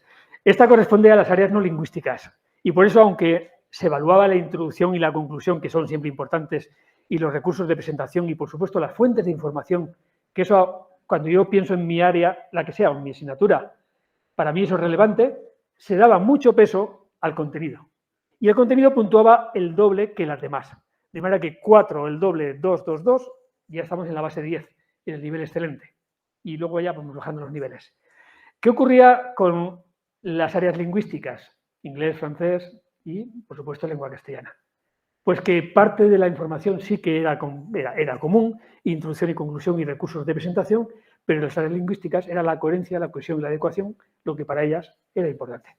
Así que la rúbrica en esos 3 aspectos, claro, porque es que los contenidos de las áreas lingüísticas pasan precisamente por esto. Lo que no ocurría en biología, educación física, música, otras. Y con 3 celdas inacabadas porque una parte del ejercicio que hicieron fue tener que completar los 3 niveles que faltaban. Desde el nivel superior, que es el que me extraigo del criterio de evaluación, voy bajando el nivel, hasta llegar al todavía no. Esa es la forma en la que habitualmente hacemos el desarrollo de una rúbrica. Bueno, esto es de secundaria, me daría igual, podría enseñaros la que hice con el 11 en cuarto de primaria, a partir de los estándares, pues al final básicamente es lo mismo, ¿vale? Diferentes referencias, pero al final es lo mismo. Esas son rúbricas, que es lo que nos interesa ver, y ya está. Asociados al siguiente procedimiento, es decir, a lo que son las producciones del alumnado, volvemos a encontrarnos algunos instrumentos repetidos y algunos que aparecen nuevos. Podemos valorar el cuaderno de trabajo, los diarios, podemos trabajar esquemas, mapas mentales, lo que hace Tony Buzan, notas de campo. Al final podemos valorar, dentro de este procedimiento, podemos valorar teniendo muy en cuenta que no son los aspectos formales, mirar los conejillos, sino los aspectos de fondo los que se hacen relevantes en este procedimiento. Los aspectos formales, si yo tengo que mandar a mi alumnado una investigación de educación física, de biología o de historia, los aspectos formales no es que no sean al final necesarios tenerlos en cuenta, pero a mí lo que me preocupa sobre todo es lo que han aprendido de historia, biología o educación física, lo que me plasma en ese trabajo. Y cuidado, yo no digo que no haya que tenerlo en cuenta, pero no tiene sentido suspender a alguien por una falta de ortografía cuando yo soy el profesor de educación física, o por 2 faltas de ortografía, por 3, cuando me está demostrando que lo que tenía que investigar en mi materia lo controlaba y además bien. Pero a lo mejor tiene problemas en lo lingüístico. Bueno, pues no digo que no lo tengamos en cuenta, pero no hasta el punto de confundir lo que es realmente esencial. Podemos evaluar dentro de este procedimiento multitud de producciones. Fijaros que es producciones del alumno. Producciones escritas, orales, tecnológicas, en soporte físico, de tipo social. Todo esto son producciones. No son instrumentos de evaluación. Sí tengo que recurrir a otro instrumento para evaluar. Me explico. Esa tarea de Kino que os he enseñado, ¿estaría también dentro de aquí como una producción de mi alumnado? Claro que sí. ¿Necesito de algún instrumento añadido para poder valorar a mi alumnado y calificarlo? No. Con la misma tarea competencial, y ahí ya sí que esa producción se me convierte en un instrumento. Pero si yo, por ejemplo, digo, vamos a hacer un pechacucha, vamos a hacer un debate, vamos a hacer un role-playing y no sé qué, digo, hombre, pues ahí me viene muy bien tener unas fichas de observación o tener esos otros instrumentos, una rúbrica, lo que sea, que me permiten valorar esta producción, es lo que es realmente el instrumento. Los procedimientos a veces se nos convierten en instrumentos cuando no necesitan del instrumento, a veces simplemente es eso, la tarea que le vamos a pedir y que a través de no sé qué instrumento, el que nos venga bien, lo vamos a hablar. Ahora, será por cosas que podemos evaluar y calificar, porque todo lo que veis ahí, si el alumno sabe que se le va a calificar, es al final objeto de evaluación y de calificación. O sea, cualquiera de esos elementos.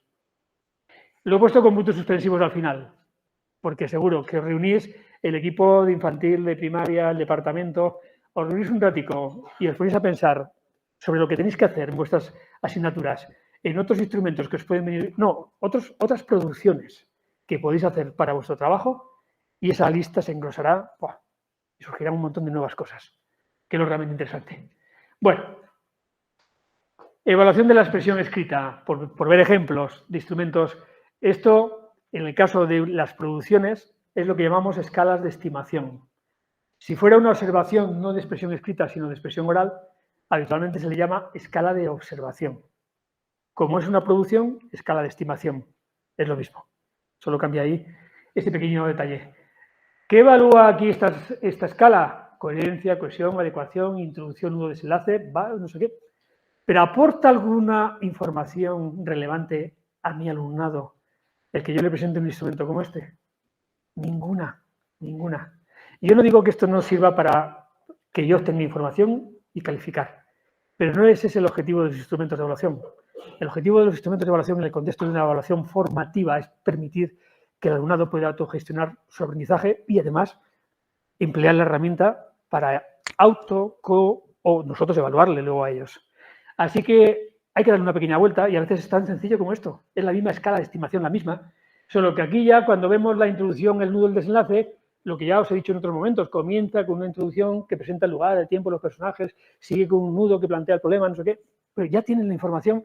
La justita, vale, pero es que con la justita ya estoy dando más de lo que lo otro estaba ofreciendo, que no ofrecía en realidad nada, cuando hablaba de cada una de estas cosillas. Esto ya, que sería lo más sencillito, podría valernos. Incluso esto, coherencia, cohesión, adecuación, esto es una escala de estimación. Igual por ahí en los libros o en otra gente os dicen, bueno, esto es una rúbrica cualitativa o una rúbrica de un único nivel de logro. Yo la he visto llamada de muchas diferentes maneras. Personalmente considero que esto no es una rúbrica. Una rúbrica implica explicitar cada uno de los niveles de logro en los que mi alumno se puede posicionar. Y aquí no lo estoy haciendo. Aquí simplemente estoy diciendo el nivel que yo espero de coherencia, cohesión, y seguiría adecuación, introducción de desenlace, lo que queramos. Pero solamente estoy diciendo el nivel que espero. Esto aporta la misma información básicamente que la anterior. Ahora, hay algo que enriquece lo anterior. pero sin llegar a la información que da una rúbrica. ¿Qué es? Que he incorporado la retroalimentación de aquello que tiene que mejorar. En estos aspectos puedes mejorártelos en cuenta para que la próxima vez te salga mejor, y aquellos aspectos en los que reconocemos que lo ha hecho bien.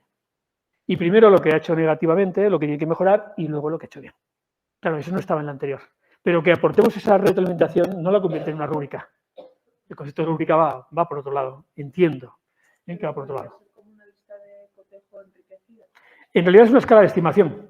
Sí, porque la lista de cotejo es chequear. Claro, Sí. sí, no. Eso es. Y aquí, claro, le estás dando más Sí. información. Sería una escala de estimación, y la escala de estimación lo que yo tengo es varios indicadores y varios niveles de logro. Y aquí tengo los varios niveles de logro, no os lo he puesto, pero pensad que esto diría de la anterior, que serían excelente, adecuado, suficiente, todavía no, por ejemplo.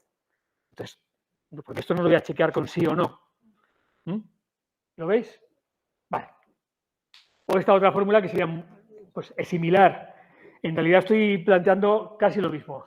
Mirad, los mismos indicadores, pero los niveles de logro los tenéis ahí del 4 al 1, lo mismo que antes, pero la retroalimentación la he unido en una sola celda.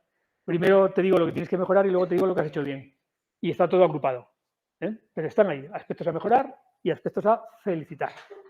Otro instrumento, pero estos son los, bueno, sencillos. Al final es fácil adaptar cualquier instrumento en un formato como ese. Aunque Julián dice que no me entero. Mirar, esto lo he hecho con Excel. Sí. Desde luego no tengo ni idea de cómo hace esas cosas él con Excel. Yo lo justito con Excel.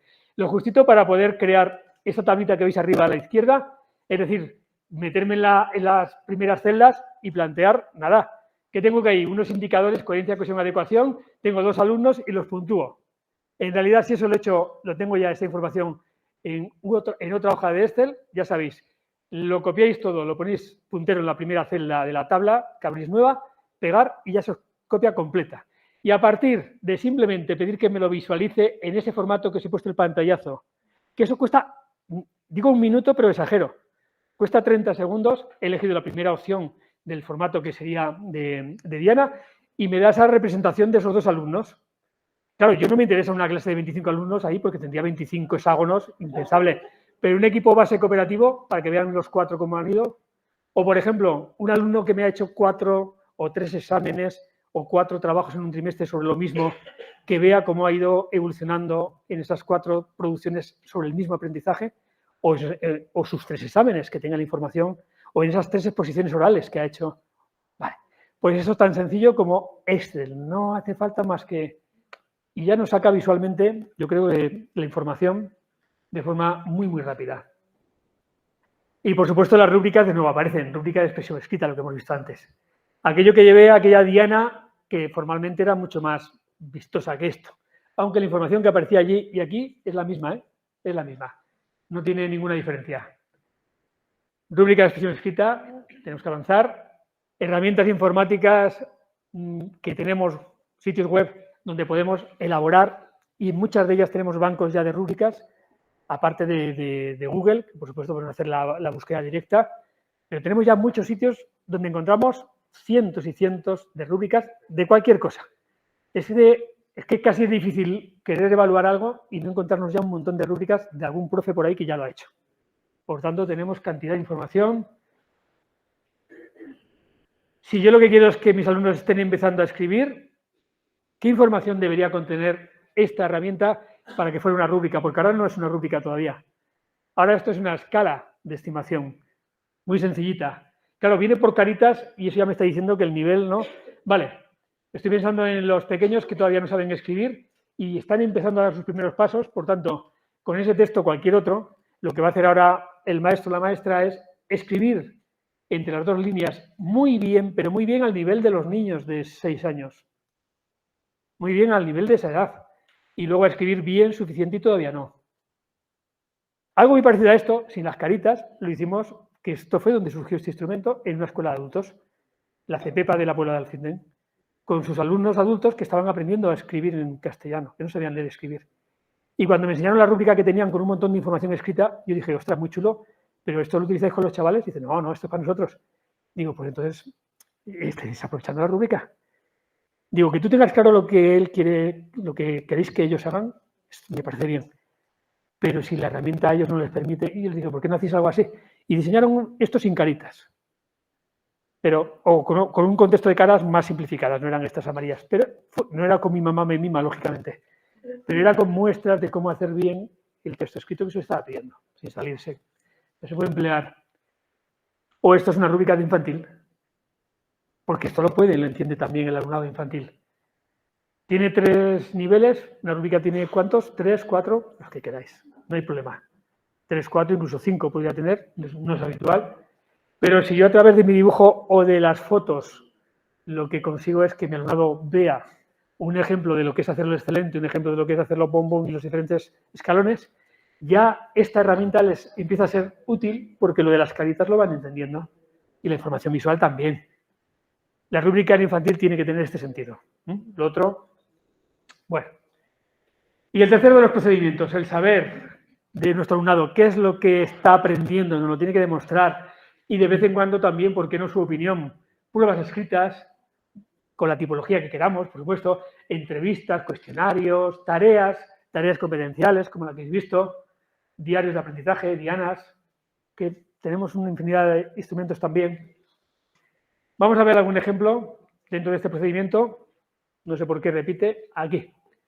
Alabo, critico, propongo. ¿De quién es esta herramienta? ¿A quién os suena? Freinet. Ahí va, que luego está arriba. Da igual, ¿ves?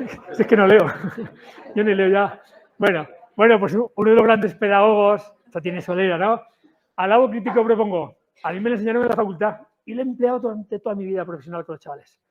Me da igual que podamos cambiar, me gusta, no me gusta, propongo, pero pedir al final de cada tema de trabajo la opinión del alumnado y decirle, no, dime lo que te ha gustado, dime lo que no te ha gustado, esfuérzate en ser crítico, pero de cada cosa que seas crítico, hazme una propuesta de mejora. Porque eso va a hacer que la próxima vez lo hagamos mejor, seguro. Y darle también ese pequeño margen de responsabilidad respecto a lo que estamos haciendo en el día a día es interesante. Bueno, pues esto es un clásico, como veis. Aquí también estaríamos en un ejemplo de instrumento dentro de este procedimiento. Si yo quiero saber lo que sabe mi alumnado, a veces no me hace falta ninguna cosa añadida. Una pequeña tarea como esta, une cada color con el dibujo que corresponda. Y yo estoy trabajando los colores, pero además estoy trabajando sobre las frutas, porque si no estuviera sobre las frutas, entonces no pondría frutas. Vamos a poner en relación con lo que estamos trabajando. Tengo información en los dos sentidos, sobre el tema de los colores, por una parte, sobre el tema también de esos alimentos, en este caso de las frutas que estamos trabajando. ¿Esto es de infantil? Vale, muy bien. De llevarlo al nivel que queramos. Pero esto es un instrumento de evaluación. Nos aporta información, la podemos calificar, por supuesto. A ver si quiere aparecer. No sé por qué duplica a veces. Segundo de la ESO. Si el mundo fuese un pueblo de 1000 habitantes. Si el mundo fuese un pueblo de 1000 habitantes, 60 personas poseerían la mitad de los recursos. 500 pasarían hambre, 600 vivirían por debajo del umbral de la pobreza y 230 serían analfabetas. Vale. Mirando el texto, contesta las siguientes preguntas. No lo enseñé, ¿no? Ah, esta. Vale, pues este es el ejemplo. Vale, entonces no lo desarrollo. Menos mal. Decídmelo, si eso, porque igual lo pongo simplemente para recordaros que esto es lo mismo que lo que acabáis de ver, el contexto infantil, pero a ese otro nivel. Y evaluamos la parte del cooperativo porque se hacía, pues muy bien, pues entonces utilizábamos, por ejemplo, dianas inversas, porque como se hacía en trabajo en cooperativo, como os expliqué, con el lápices al centro, pues aquí el equipo, sobre las normas de trabajo cooperativo, se puntúa, unen, forman el polígono resultante, lo colorean y ya tienen información de cara a cómo están haciendo su trabajo. Y la podrán comparar en sucesivas ocasiones cuando hagan trabajo cooperativo. ¿Una rúbrica para el cooperativo sería útil? Por supuesto, igual. Es diferente al instrumento anterior, pero esto también está aportando información sobre exactamente los mismos indicadores. Ahora bien, en los 4 niveles de logro, que aquí ya se les plantea. Aquí hay un poquito más de información. Criterios de calificación. Más allá de los criterios de evaluación, que sabemos que es distinto, no es distinto a lo que estuviéramos haciendo hasta ahora habitualmente en nuestro trabajo. Tenemos el primer trimestre, cualquiera de ellos, tenemos una serie de unidades didácticas. Ahí os he puesto unidad didáctica 1, 2, 3, proyecto 1. El proyecto podía ir en otro momento o no haber proyecto. Pero al final, ¿qué hacemos? Pues muy habitualmente repartir, ponderar cada uno de esos temas para llegar a la calificación del trimestre. ¿Necesariamente hay que hacerlo así? Ni mucho menos. ¿Por qué 25 cada una? Si a lo mejor hay un tema que para mí es más relevante o hemos trabajado más intensamente, bueno, pues cambiamos los porcentajes. Sin ningún problema, sin ningún problema. Pero esto no es distinto a lo que estamos haciendo en el día a día. Y ahí es donde también tener alguna herramienta Excel para al final sacar esas ponderaciones siempre nos ayuda. Tengo pruebas y dentro de esas pruebas hago exámenes escritos, hago exámenes orales, tengo la parte de exámenes prácticos o teóricos y a eso le doy un 40% de mi nota y estoy ya estableciendo un criterio de calificación. Tengo otra serie de instrumentos que los engancho o los trabajo y los evalúo en el contexto de los proyectos que vamos a hacer en este trimestre. Tareas y producciones del proyecto, trabajo cooperativo y eso lo evalúo con un 20% de la nota. Tengo las tareas de clase, producciones, ¿sabes? Ajusta un poquito, pero bueno. Producciones en el aula, exposiciones orales, tareas y actividades diarias. Bueno, pues esa parte, lo que yo estoy ahí evaluando con los instrumentos, tiene un peso del 20%. Y finalmente, esas fichas de observación actitudinal, donde evaluamos el interés, el respeto, el esfuerzo y otras cosas, la evaluamos con el 20%. No doy un 20% a las actitudes, no doy un 20% a las tareas de clase, doy un 20% a los instrumentos actitudinales, doy un 20% a aquellas tareas concretas que hemos hecho, es decir, a los instrumentos con los que los hemos evaluado. Igual que el concepto de prueba no es 40 a las pruebas de forma genérica, sino a los instrumentos que hayamos utilizado.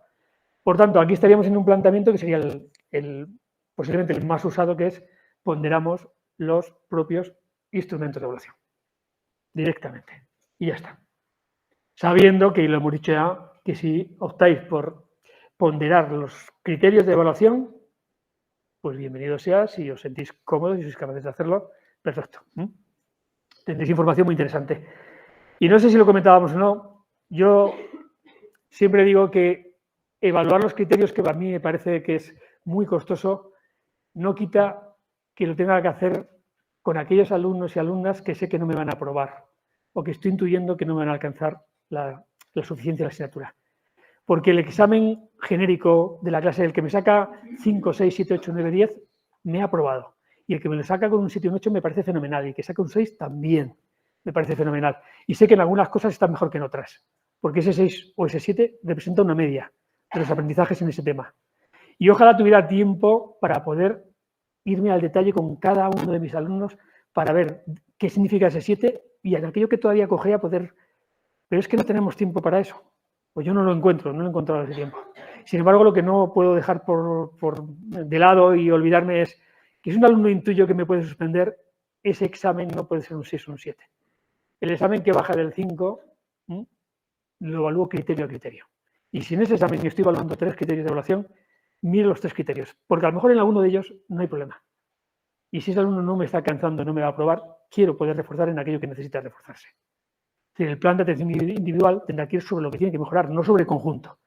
Como no me has aprobado, ahora de nuevo me tienes que hacer todo. No, a ver, lo que ya controlas, lo controlas.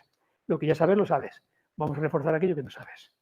Y ahí el criterio sí que es importante tenerlo. Ahora, no es lo mismo evaluar a 25 alumnos todos los criterios que hacerlo con 3, 4, con los chavales que sabemos que nos pueden generar problemas. La cantidad de tiempo y energía que invertimos es muy distinta. Sí, Yo no. no lo veo tan complicado, claro, igual es mi área en educación física porque hay unos criterios que son más actitudinales, entonces yo en vez de al instrumento se lo doy a criterios, eso es lo que yo considero. Sí. A los que son más conceptuales o más, pues le doy el X%, y a los que son más prácticos, ¿sabes? Yo Sí. lo veo muy claro en mi área. Sí, lo que pasa es que si tú evalúas al final por criterios en educación física, que es tu área, mientras tengas un volumen manejable, o sea, si yo tengo que evaluar en una unidad didáctica un tema sobre 4 instrumentos de evaluación, podemos manejarnos 3, 4, 5 como mucho, si yo al final en lugar de evaluar sobre 4 o 5 instrumentos, estoy valorando sobre 4 criterios, no tengo ningún problema.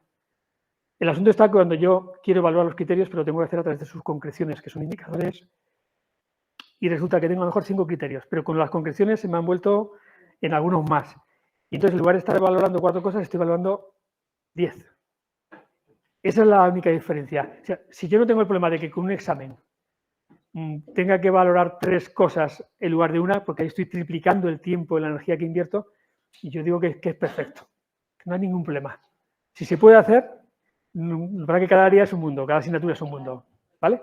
Entonces, hagamos aquello que seamos capaces de hacer sin agobiarnos, porque como para hacer lo que a veces pienso que sería lo deseable, que es mirar en cada uno su criterio, al final vaya estresado y agobiado todo el día y deje de hacer lo que me parece más importante, que es pensar lo que vamos a hacer mañana, pero en el aula. O sea, ¿qué es lo que tienen que hacer para aprender? No qué es lo que tengo que hacer yo para conseguir, de dónde saco el tiempo para... Si se puede hacer sin problema, ¿eh? Evaluación inclusiva, examen de vuelo. ¿Recordáis la cara de esa niña que yo os decía hace un rato? Es la 4ª en la fila. Le va a tocar en un ratito hacer su examen y se va a pegar una piña con esas alitas que tiene. Ahora, ¿tiene suerte? Y me dice, Martín, ¿que tiene suerte? Sí, tiene suerte. Porque el que tiene que saltar ahora tiene la mitad de alitas que ella. La mitad. Este se pega un porrazo, pero vamos. Hay algunos que están sacando pecho. Claro, con esas alas, ¿quién no saca pecho? ¿Quién no saca pecho? A veces creemos que no es ético, que no es justo hacer un examen diferente a diferentes alumnos, porque entramos en una situación en la que estamos dando oportunidades distintas y estamos facilitando que unos... No. Lo que no es ético es evaluar a todo el mundo con el mismo rasero. Porque eso no tiene nada que ver, en realidad, con la evaluación formativa. No tiene nada que ver con la evaluación personalizada, que es la que nos pide el currículum, y no el actual, sino el anterior, y el anterior también lo estaba pidiendo. Atender el DUA en el diseño de los instrumentos de evaluación, que también hay que hacerlo, es pensar en el mismo momento en que estoy diseñando el instrumento, qué cambios tengo que hacer a la hora de plantear el instrumento al alumnado, ampliar tiempo, modificar, plantearle que tiene que hacer más o menos cosas, qué cambios tengo que hacer para que la totalidad de mi grupo, al final, pueda demostrarme lo que sabe desde su nivel, desde el nivel de partida. Y no metiéndome en esta situación, que es absolutamente disparatada, ¿no? De pretender que todo el mundo me va a hacer lo mismo, con los mismos parámetros. No. Las capacidades son tantas cosas las que los separan. El 1 de septiembre del curso pasado, mirar, el padre de este niño en Estados Unidos subió a redes sociales esto, que es la retroalimentación que la maestra de este pequeño de 7 años le había dado ante una tarea que era resolver en un conjunto de 60 restas el mayor número posible de restas en 3 minutos. ¿Y qué es lo que le puso la maestra en la devolución? Absolutamente patético. Ha respondido 16 en 3 minutos. Y por si acaso no le había quedado claro, le puso una carita triste y le saca ahí. O sea, no solamente es patético, da igual, no sé lo que significa, pero mi padre lleva un cabreo, algo malo va a ser seguro. Pero es que además te digo, estoy triste y es por tu culpa. Y esto es un niño de 7 años, que adora a su maestra, seguro. Si es que a esas edades nuestros profes son... Bueno, este es el tema de la retroalimentación que os decía hace un momentito. La evaluación afecta a la autoestima, a las expectativas, a la motivación. ¿Va a estar este alumno, este chiquillo motivado el próximo día para hacer la tarea? Con esta forma de... ¿Quién es el responsable al final? Porque es el afán de calificar nuestro, el de los profes, el que claramente mata el deseo de aprender a los niños. A los de infantil no les preguntes para que van a la escuela, lo tienen claro. Ellos van allí a ver a los amigos, a juntarse, a aprender. Llegan a la primaria y enseguida les decimos, cuidado, porque esto es un 7. Un 7, sí, y no es lo mismo que un 8, cuidado. Ahora ya nos quitan los números, menos mal, pero les empezamos a diferenciar ya entre... Hay una cosa que se llama notable y no es lo mismo 7 que 8, y le empezamos a meter en la cabeza ya desde primero de primaria. Se lo estamos metiendo. Pregúntale a un niño después de unos días en primaria para qué va a la escuela, cuando estamos en esas dinámicas, que es lo habitual, y ya no te va a decir que va a la escuela a aprender, o alumno de secundaria, o alumno en la universidad. Deberíamos ir al centro, a los centros educativos a hacer algo más que obtener una nota, seguramente. Pues la responsabilidad, nos guste o no nos guste, es nuestra. Y diréis, hombre Martín, las familias nos presionan. Esas familias vienen de la escuela como todos los demás. Y alguien les metió en la cabeza, y fuimos nosotros también los docentes, esa historia de que lo importante al final es sacar el numerito, la nota, aunque en esto al menos algo hemos avanzado con esta normativa.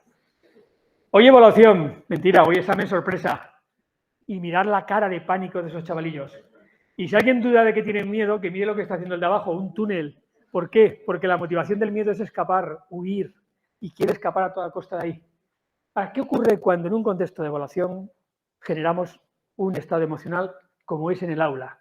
que aparece el estrés, aparece la percepción de amenaza vital a nivel cerebral. Y yo sé que un examen no mata a nadie, pero en nuestro cerebro se despierta toda la respuesta fisiológica asociada a una amenaza real y vital. Y si un alumno o una alumna tiene ansiedad, sufre ansiedad ante los exámenes, no os digo ya cuál va a ser al final, ¿eh? No va a ser lo que va a ocurrir en su cabecita. Bueno, cuando se despierta y se activa el estrés, ¿qué ocurre? Pues lo primero que ocurre es que se libera un montón de cortisol, de las glándulas suprarrenales, tal, pero se activa el bucle de las amígdalas cerebrales, esas dos cositas en rojo que tenéis en la imagen, que liberan la noradrenalina. ¿Y por qué se libera la noradrenalina? Porque si estamos en un contexto de amenaza y por tanto hay que escapar, huir o atacar, y esa es la respuesta siempre vinculada al estrés, atacar es rabia, huir, evitar, incluso quedarse paralizado, eso es miedo. Para ambas, el cuerpo necesita hacer una serie de adaptaciones fisiológicas que tienen que ver con esa respuesta. Vale. Y entre ellas, movilizar esa emoción, la de huida o la de ataque. Por eso aparece la noradrenalina, que es el neurotransmisor de esas dos emociones. Vale. Ahora hay un problemilla, y es que con altos niveles de cortisol a nivel cerebral, los hipocampos cerebrales, las dos zonas de nuestro cerebro que tienen que ver con la recuperación de la información, se ven muy afectadas. Y cuando estamos nerviosos, se nos olvidan las cosas. Nos pasa a todos. Y hay quien incluso se queda en blanco en un examen, en una entrevista de trabajo, en una oposición. Ostras. Si un instrumento de evaluación sumativo y poderoso como es el examen, yo no digo que no sea bueno, pero si un instrumento que tiene que recabar, que tiene que permitirme comprobar lo que ha aprendido mi alumnado al final de un tema, resulta que está impidiendo que las zonas que recuperan la información estén activas, funcionen de forma normal, ese instrumento queda invalidado. Queda invalidado en este contexto emocional, ojo, no en un contexto emocional donde el alumnado no percibiera la presión que le está ahora suponiendo tener que hacer ese examen.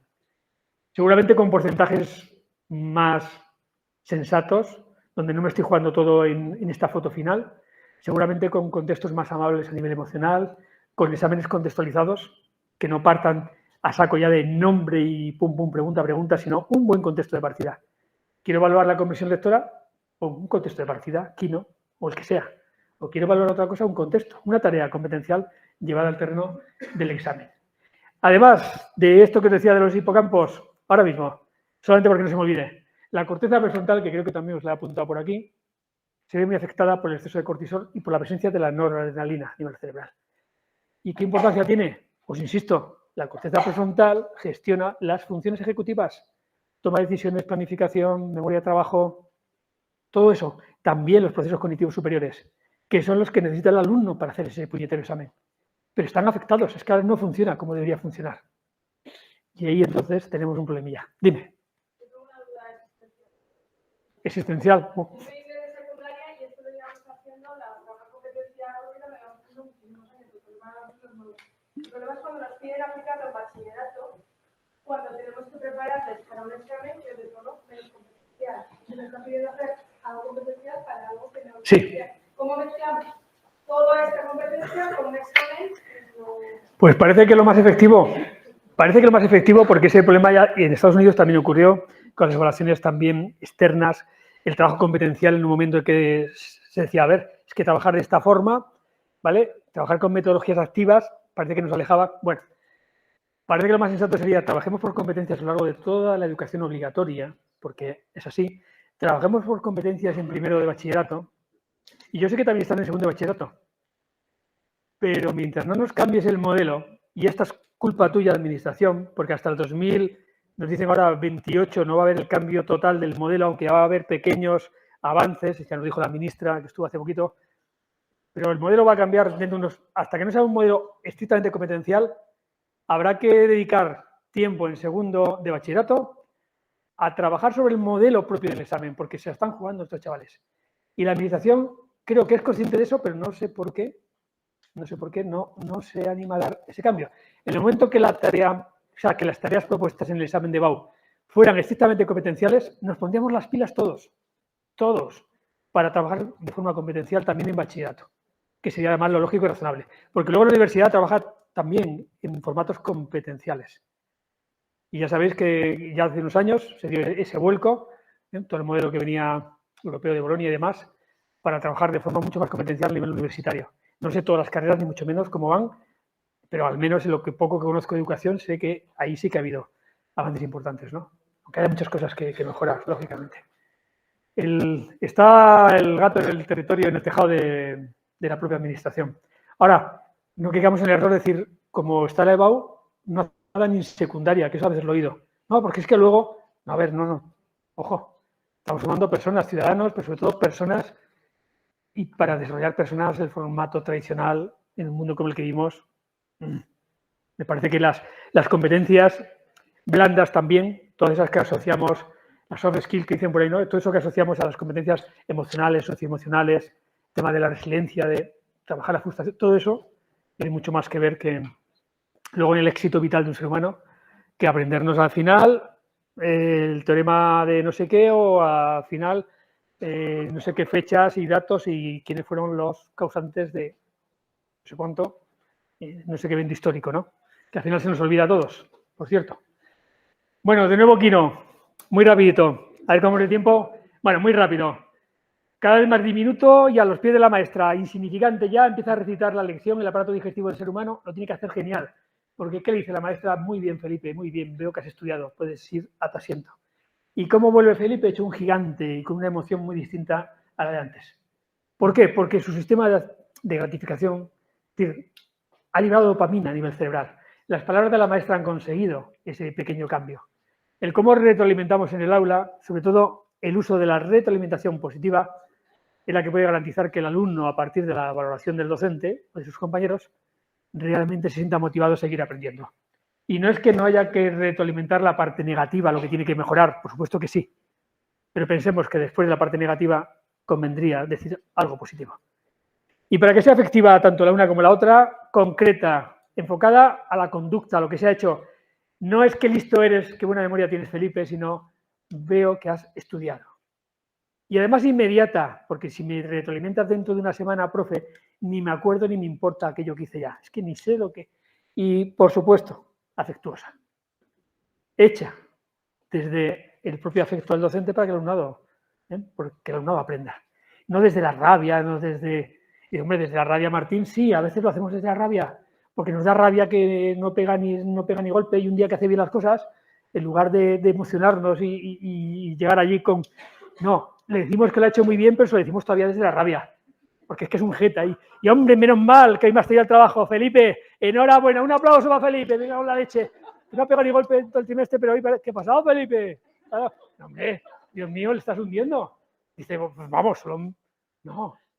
Estamos desaprovechando la ocasión de a través del afecto, hacer que a lo mejor otro día quiera Felipe, a pesar de lo que ha hecho atrás, pues bueno, lo que ha hecho. Pero quiera seguir trayéndonos la tarea, ¿no? Bueno, muy rapidito, le echéis un vistazo a esto porque no me voy a dar tiempo a explicarlo. Pero algunas referencias de investigación respecto a la retroalimentación. Echadle un vistazo. ¿Cuándo tiene más peso, más impacto a nivel positivo? En función del estilo de retroalimentación, empezando por si solamente aportamos datos numéricos, notas. Cuando el examen, la tarea se devuelve con un 7, un 8, cuando se devuelve con retroalimentación cualitativa. Tenéis diferentes formas. Bueno, ahí tenéis con alumnados de altos niveles de desempeño y alumnados que les cuesta más. Esto también se basa en la investigación. La mejor calificación numérica o comentarios, bueno, notas o comentarios. ¿Qué creéis que es mejor para retroalimentar a nuestro alumnado? Sabiendo que la mejor de las tres incrementa un 30% el desempeño de forma positiva en las siguientes tareas. Y las otras dos te dejan igual. Te dejan igual. Notas y comentarios, notas, comentarios. Notas y comentarios. Pues mirad, fijaros qué cosa. Notas está al mismo nivel que notas y comentarios, porque cuando al comentario le añades el 7, el 5 o el 4, el alumno se focaliza en el numerito y se olvida de todo lo demás y ni le importa. Y eso nos dicen los estudios. Y no sé si vuestra experiencia docente, porque a mí creo que esto también. Sin embargo, cuando no encuentra el numerito y solo tiene la información de lo que no ha hecho bien para mejorarlo y lo que ha hecho bien, entonces parece que empieza a poner un poquito de atención, porque tiene que adivinar de alguna manera, a través de la información cualitativa, realmente su nivel de desempeño. Tiene que adivinarlo, porque no se lo estás diciendo a nivel cuantitativo. Claro, pero nosotros tenemos que poner una nota. Sí, Ese es el problema. sí, se la Y luego pondremos. te va a decir, ¿pero cuánto me has puesto? ¿Cuánto me has No, puesto? no. Y está todo el rato, ¿pero cuánto me has No, puesto? nosotros llegaremos a una etiqueta cualitativa. Llegaremos. ¿Cuál sería el cambio interesante algún día? El que nuestro alumnado comprendiera que en el día a día lo que hacemos es aprender. Y que cada vez que hacemos algo de evaluación o de coevaluación, lo hacen para mejorar su aprendizaje. Y que el día que tú me estás coevaluando mi trabajo y el tuyo, a lo mejor ese día el profe ni nos lo mira. ¿Por qué? No es que no le importe. Simplemente es que sabe que lo importante es que tú me estás coevaluando a mí y yo a ti. Y que eso nos permite mejorar.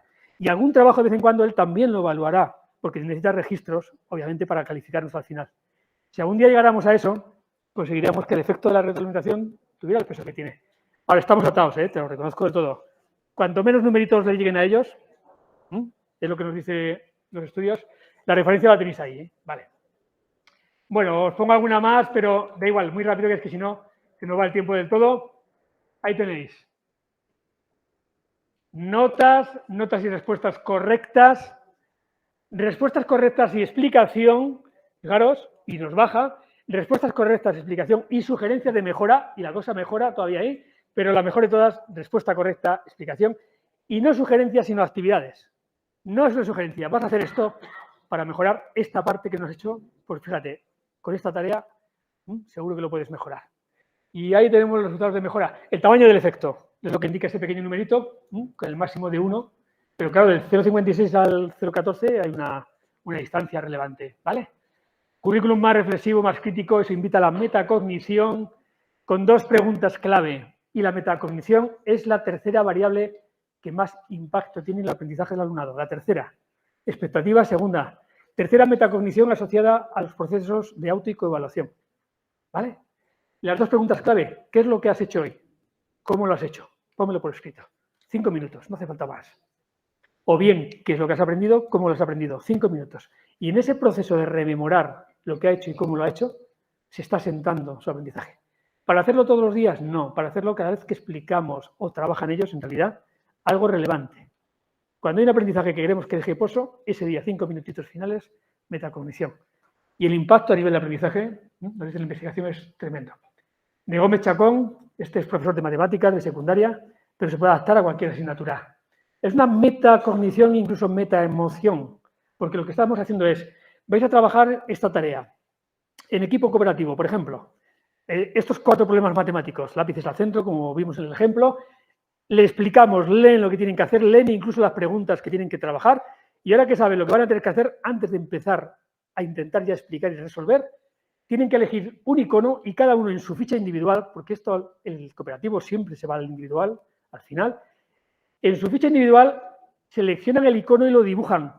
Y habrá chavales que estarán en el verde, y me parece fenomenal, pero habrá chavales que estarán o en el indiferente o en el rojo. Aburrido porque esto que me propones, profe, para mí es una chorrada. O, ojo, desconcertado, bloqueado o desesperado porque ¿qué me estás pidiendo? Esto, pues yo tengo por dónde pillarlo. Antes de empezar, empiezan a trabajar con texto cooperativo y cuando van a mitad de la tarea, parón de 30 segundos para analizar lo que sientes en este momento, después de que llevas la mitad de la tarea, y vuelve a elegir un icono. Y cuando acaban la tarea, justo en el momento que acaban, parón y vuelven a poner el icono. Y ver cómo evoluciona el icono. Gente que antes estaba bloqueada, que no sabía por dónde pillarlo, pero desde el formato de aprendizaje entre iguales pasa al verde, es una información que también es interesante para ellos, para darse cuenta de lo que significa trabajar en equipo, por ejemplo. Se puede aplicar en cualquier área, se puede con otros simbolitos, de hecho aquí hay algunos modificados respecto a la propuesta de Gómez, pero vamos, esto también es metacognición y esto aporta información muy importante. ¿Cómo vamos de tiempo? Muy mal, nada, lo paso. Lo de la vaca, lo paso directamente, me lo quito de encima porque si no nos da... Os recuerdo que vamos a ir subiendo ahí, pero compartiremos en el Drive, os compartiré toda la información, las preguntas frecuentes, que también hay unas cuantas que tienen que ver con la evaluación.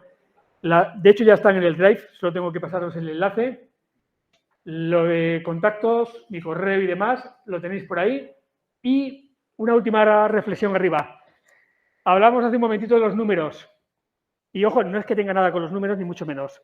Y sé que hay profes de matemáticas y quiero hacer un pequeño homenaje. A ver si conecta. Sí, mirad. Me encantan los números, los reconozco. No para darlos al alumnado y continuamente, no para eso, pero me encantan los números. Creo que los números tienen algo mágico y esto lo empleé en la presentación que hace unos días hicimos también con equipos directivos. Mirar, tres ángulos, 5, 5, 0, 0 ángulos. Tiene un puntito interesante, ¿verdad? Mirad esta pirámide, es preciosa. Ahora esta otra a mí me fascina, porque solamente con unos va apareciendo un capicúa creciente. Esto tiene algo de magia. No, hombre, sé que esto me lo podrían explicar, pero no quiero que me lo explique nadie porque visto así digo, ostras. No sé qué hay en las matemáticas, pero hay algo especial. 101%. Desde el punto de vista matemático, podemos hablar de dar más del 100%. No parece que a veces nos exigen, hay momentos que tenemos que dar más del 100%, pero eso es posible. Bueno, os voy a mostrar una pequeña fórmula matemática que puede ayudar a responder esta pregunta. Si a cada letra del alfabeto le unimos el número que le corresponde por orden, A1, B2, C3, etcétera, mirad lo que pasa cuando hablamos de capacidades. ¿Recordáis que el primer día vimos conocimiento, capacidad, competencia? Con la capacidad llegamos muy lejos, hasta el 70%. Eso es notable, ¿no? Decimos ahora, bien. Ahora, ¿qué pasa con el trabajo duro? Con el esfuerzo, con el empeño, porque hace más el que quiere que el que puede. Y podemos llegar incluso más lejos, 75%. ¿Y qué pasa con los valores? Incluso con esas actitudes como la actitud de transferencia a la vida que nos llevaba a la competencia, como vimos el primer día. 100%. Y los números no engañan. Ahora bien, mirad lo lejos que nos puede llevar el corazón como metáfora de lo emocional. 101%. Y es una suma y puntos. Pero no, son números, es matemático. Mirad, con certeza matemática, y no quiero mirar los de matemáticas porque entonces podemos decir que mientras la capacidad y el esfuerzo nos acercan, mientras que los valores, incluso las competencias, nos pueden llevar a la perfección, es educar teniendo en cuenta el corazón, lo que puede hacer grande nuestro trabajo. Y a los niños, no sale, y a los alumnos un poquito más felices, porque ninguna alumna, ningún alumno, tampoco ningún profe, es solamente un número. Muchas gracias y